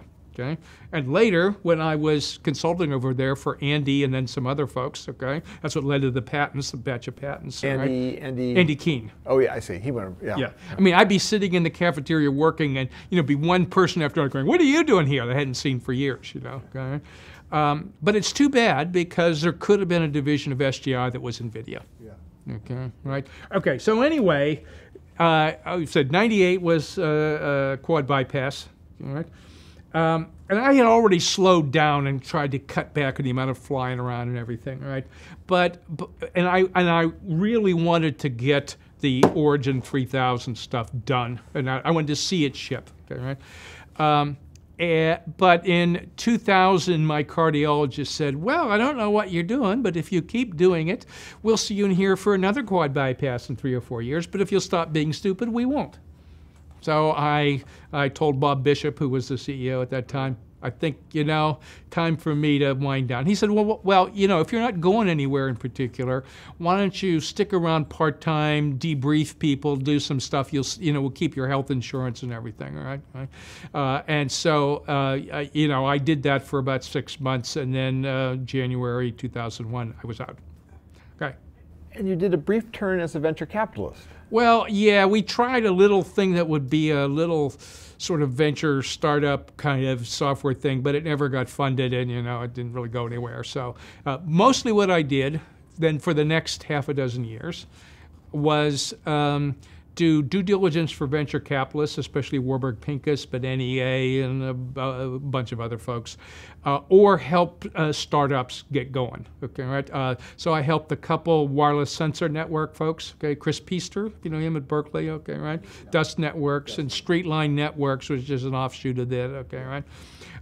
And then after that, I still kept my hand in, like I did. I revisited the spec stuff, and I sort of discovered some better statistics. Okay, that was, they were compatible with what we did, but we'd done the right thing, but we didn't think deeper enough about it. Okay, right, and that's actually had a resurgence in the last couple weeks because Dave Patterson grabbed me in for a machine learning performance stuff that they're doing. So I'm trying to get them to use the right statistics, and we'll see. Okay, right? So anyway, I wrote a paper on that. I would give talks. Okay, right? Of course, I did the big data talks. You know, after the New York Times article, I got calls from meetup groups saying, "Oh, big data, can you come talk?" Okay, right? I said, "Sure." Right. You know, I wrote a paper somewhere in there, The Long Road to 64 Bits, which was all of the ins and outs of how the sort of 64-bit stuff really happened, including the way the standards got set for 64-bit C, because there were 3 different ways you could do it, any of which could be right, and we had meetings where if the lawyers had caught us, probably would have been trouble because most of the computer industry was represented by engineers, you know, okay, right. But the right thing happened, okay. The paper you mentioned longevity, yeah. On the languages, levels, libraries, and longevity, okay, right. That was a request to do something about scripting languages. I said, well, that's just a subset of the general problem, okay, right. Both of these papers are weird in that they don't get referenced, they don't get cited very often, but get downloaded a lot, and they get used in universities all the time to teach. Okay, so, but at the same time, you know, I ran around, I had done a talk about 20 years ago for Peter Mandelson, you know that name? He used to be Tony Blair's right-hand man. Yeah. And he had an entourage coming out here to understand how Silicon Valley worked, okay, right? And so I helped the briefing center at SGI all the time. Right? So they called me up and said, can you talk to this guy when he comes, okay? And I went home to my British wife, you know, and said, is Minister of Trade anything? And she said, oh, big cheese, big cheese. Right? And he had been saying, the UK has great universities, which is true, but it's not so good at converting offshoots into business, also true. Yeah. And part of the side effect is outward brain drain, which is also true, okay? So he was saying the right things, okay? And he was come to Silicon Valley to learn how to, you know, how did we work, okay, right? So I put together a talk for him, okay, right, which was this talk. So this is about 20 years ago, but I've done it half a dozen times since. How Silicon Valley, you know, works, yeah. Okay. Is there a nugget out of that? I mean. Yeah, yeah. Well, I'll get to that, but it was sort of. I said so.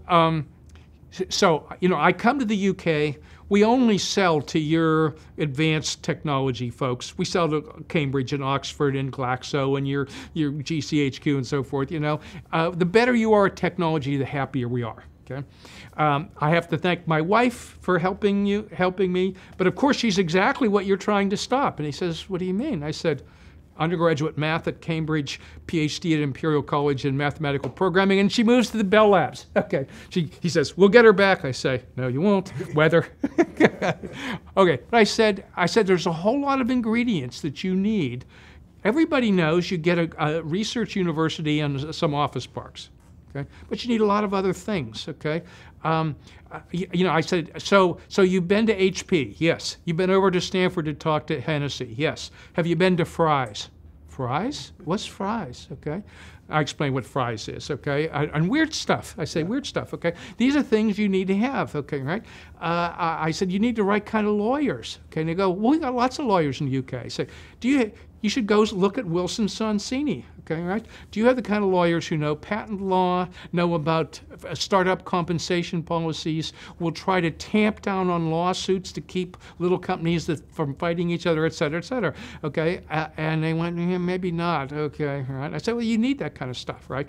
You need places like the Wagon Wheel or Bucks. Or El Fornillo. Or the O. Yeah, right, yeah, okay, right. You need these things, okay, right? And they go, what? Okay, right. I said, yeah, these are places where competitors would sometimes gather informally, okay, right? And I said, now you can't duplicate the risk-taking culture, but you as a government can make it easier to start and stop companies. Okay, right? You can reduce the penalties for failure. Okay, so I said, okay, so suppose in the UK a business guy has had 2 companies fail. They go, shudder, you know, the guy's doomed, right? He's over, you know, he's gone, right? I say, what do you think happens here if that person goes to a VC to get money? They shudder. I go, no. They'll say, well, at least he has experience. Okay. They'll want to know why he failed, how he failed. Okay, what did he learn? But they know, you know. I said, look, our mantra around here is, if you've never failed, you're not trying hard enough. Okay. Okay, right. So my understanding is that actually some things have loosened up in the UK. All right. So anyway, okay. Well, that's all the computing stuff except for the NVIDIA stuff. What happened is Andy Keene was running their high-performance computing there.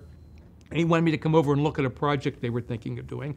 It turned out it wasn't the right thing, but there was another way to do it that I got involved in for about 1.5 years, okay?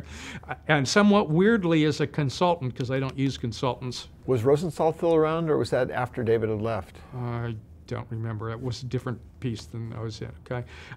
Anyway, what we were doing was a really nice hardware-software problem of how you get what amounts to a seamless sharing of memory between the GPUs and the Intel CPUs. And it's not easy, and it's sort of like page migration and the thing. Anyway, it was a very complicated hardware-software problem, which is what I've dealt with for a long time. Okay, so but anyway, let me finish. The SGI stuff. You know, sort of 64-bitedness was pretty important. The supercomputer stuff, you know, I had a big hand in that, particularly the architecture for the later origins. A bunch of the work on the evolution of the microprocessors, including the performance management things that were in there. And just a lot of sales deals, okay? I mean, sort of one of the things that made me proudest there was I was probably the most popular executive to be brought out on things, okay? And these were people whose mortgages depended on deals, okay, right? So I felt pretty good about that, okay, right? Did you play a role in the Clinton-Gore day when they showed up at SGI? Sadly, I was in Australia. Okay, right. But I used to go to Australia and New Zealand. You know, I would, you know, I spent a couple weeks a year down there. One of the most fun groups was Weta Digital. Do you know them? Lord of the Rings. Oh yeah. Peter Jackson's outfit. Okay. So I first started going there when they were a garage shop. Okay. The last year I went, which was 1999, I think, or 2000, somewhere in there, they were not a garage shop. They were in a palace, okay, right? I helped plan the storage systems for Lord of the Rings, okay, right? Because as I told people with big data, I said, you know, when I go to Disney Animation, I spend all day doing a technology review for those folks. It's something I did a lot. And I would point out to people, you know, we have a lot of workstations in place like Disney, but we made a lot more money by the servers in the basement that do all our asset management. Okay, right? The same thing was true at Weta. Okay, that also led to one of the most interesting non-disclosure I've ever had. Okay, I've signed hundreds of non-disclosures because we often dealt with competitors, you know, in both SGI and MIPS, and they did something the movie guys rarely do. They were willing to show me half an hour of footage a year early. Okay, they normally don't do that, right? So they had a ferocious non-disclosure, and then they said, if you tell anybody, we have special half-breed orc lawyers to send after you. Orc lawyers, oh my goodness, okay, right? You know, what are they? Okay. Anyway, but it was fun. The NVIDIA thing was a lot of fun, and that features in all their chips now at this point, okay, right? And so that's where all those other patents came from. They cranked them out. So then let's shift just to, and talk about you had some stuff with UCSF. Was that? Yeah. Okay. So then something really weird happened. Right? After I had just when I was leaving SGI, let's see, Dennis Allison. You know Dennis? Good friend. All right. So okay. Of course. Okay. Right.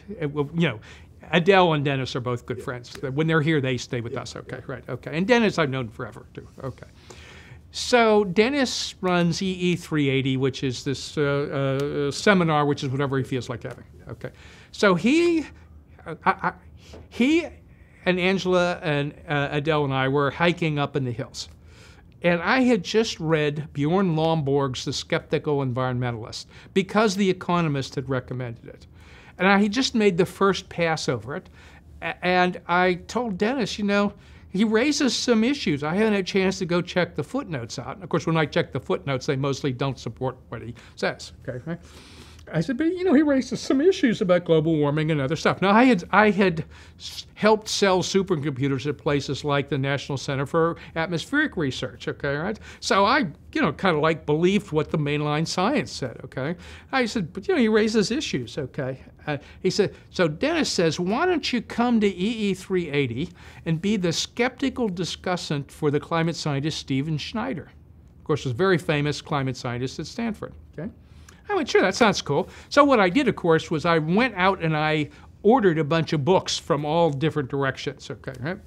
And I ordered the IPCC documents. I thought, wow, this looks interesting. And I'm just finally done at SGI, and I'll do this. Okay. Well, by the time I got there, of course, I had looked across stuff and was like, okay, all right, yeah, the mainline science is what it is, okay, right? But Steve gave a very impressive talk, about uncertainty, and you got to address it, and uncertainty is not our friend, and climate and so forth, okay? And what I did is I brought a stack of books in, and I said, so, I'm looking at a bunch of this stuff, and you probably like this one. Yes. You probably don't like this one, Fred Singer. Bad. Okay, right? Yes. Okay. Anyway, I got to be a friend of Steve's. I got interested in the whole climate science thing, and I thought, this is an interesting topic. I'll learn about it. Okay. And then by 2007, I was really wondering, so the science is very clear. I've studied enough of it. I have a physics background, remember, from way back, okay? Why aren't we doing more? Okay, right? And I ran into Professor Naomi Oreskes, who was at UC San Diego at the time, now at Harvard. Okay, right?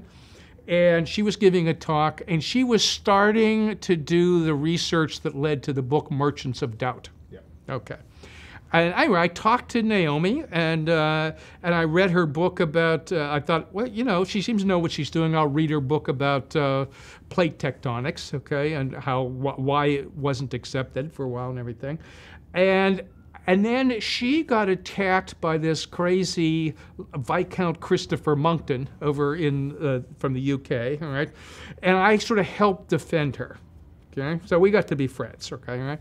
And I got studying the information flows, the disinformation flows on the internet, okay? And I've done the information flows and social network stuff before in a more positive sense, but I started looking at that. I found that his attack base was this really dumb little think tank near Washington, okay? And it had a certain set of advisors. So I made a matrix of the advisors and what other organizations they were in, okay? And I noticed there really weren't that many of them, but they were all, it was all the same people, okay.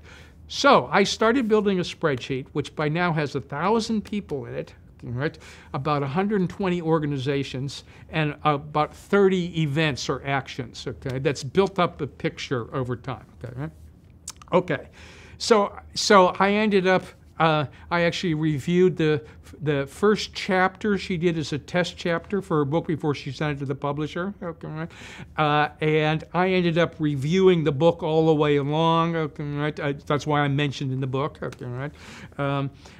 And so I got plugged into the people who study the disinformation industry there.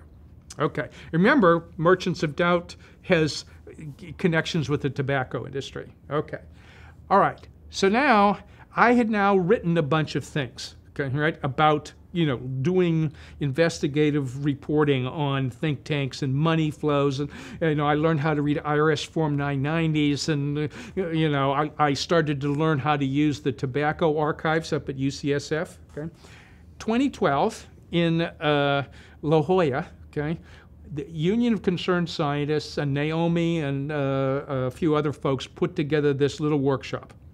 Now, of course, sitting up at Scripps on La Jolla, looking out over the Pacific and La Jolla Beach is really a hardship, but someone has to do this. Okay, so there were only about 20 or 25 of us. It was a mixture of climate-related people, environmental lawyers, and tobacco control folks. So, for instance, let's see, it was Stan Glantz, who runs the UCSF Center for Tobacco Control Research and Education. All right. Let's see, there were lawyers who had driven some of the tobacco legislation. There was Robert Proctor, who's probably the #1 historian of the tobacco industry at Stanford. Right?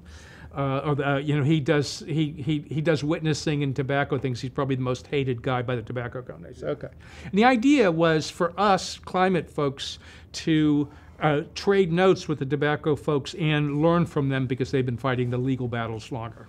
Gotcha. Okay, so this workshop is now sometimes called the La Jolla Junta by the think tanks.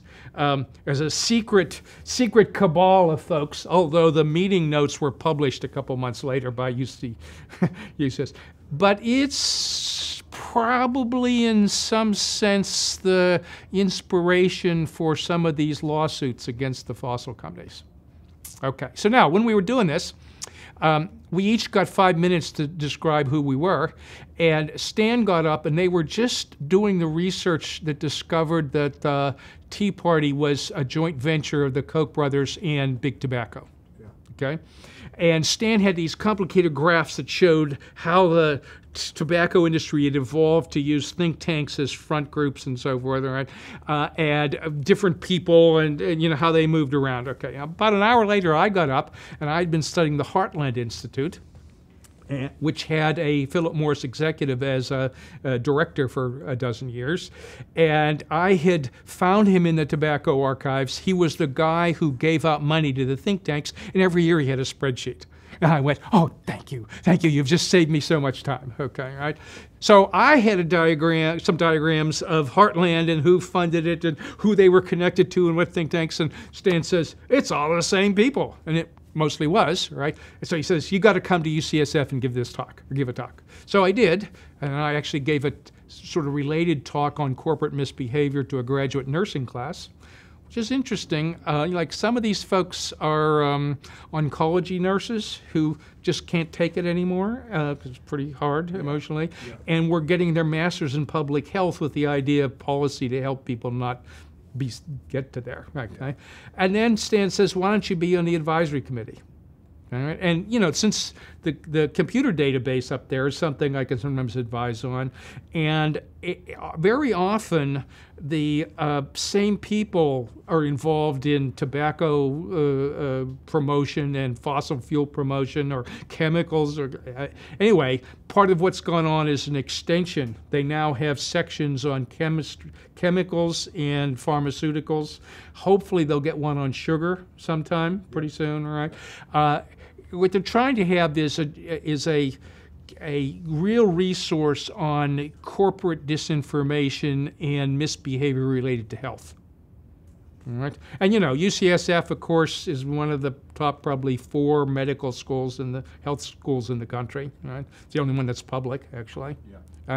And it's sort of a weird sounding connection, but I sometimes help out their postdocs in terms of researching things. I usually do a talk up there. About every couple years they want to hear an update of that's this talk. That's machineries of doubt and disinformation. Cigarettes and fossil fuels and disinformation. That kind of thing. So money comes in, fog comes out. So. Anyway, again, that doesn't have much to do with computers, but that's kind of where it's occupying you. So I probably don't need to ask this, but there's one backward-looking question at the end and one forward-looking. Roads not taken? Are there any things that you passed up that you think about and think? I mean, you talked about serendipity right at the beginning. Yeah. But are there any sort of paths that you didn't go down? Okay. Well, yeah. I mean, so I didn't go the path of doing fusion research, for which I'm very thankful. Okay. I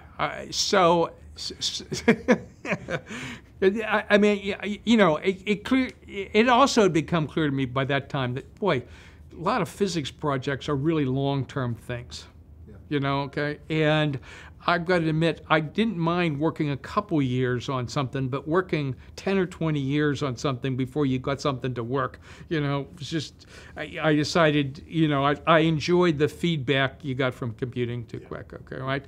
I certainly don't regret moving out here. That's the path taken. I mean, well, what could I say, right? Let's see. Did you ever consider working for any of it? There are lots of other threads in the valley that you could have taken. Yeah, well, Bill Joy hassled me when I went to MIPS, and it could have been okay to have gone to Sun. Okay, I didn't want to go to. I thought Sun. What Sun was doing was a little.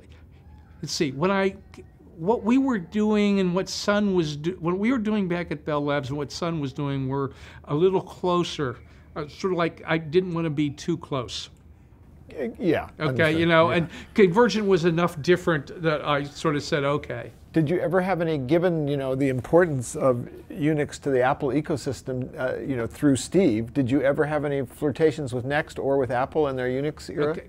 Well, I flirted with Next in the following sense. Okay, Steve had stolen Mike Damoni from me by offering a $50,000 hiring bonus bulked up to be tax-free. Okay, at which point I said, "Bless you, my son, if there's more like that."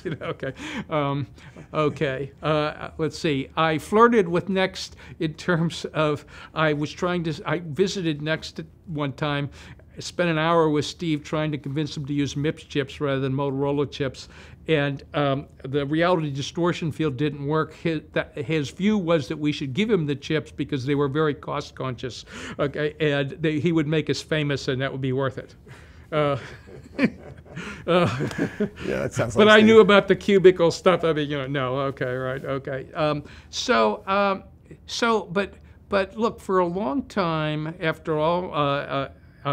Apple was not Unix, right? Yeah. Okay. I mean, Angela and I had Macs for a long time, right? But by the mid-90s, it was frustrating. It's like Apple, there were these things called multitasking and virtual memory, really, okay, right? And with SGI actually having a Windows NT machine, and with Intuit saying they weren't going to do the next version on Macs, we gritted our teeth and switched to WinNT. Okay, yeah. So but let's see. So the thing is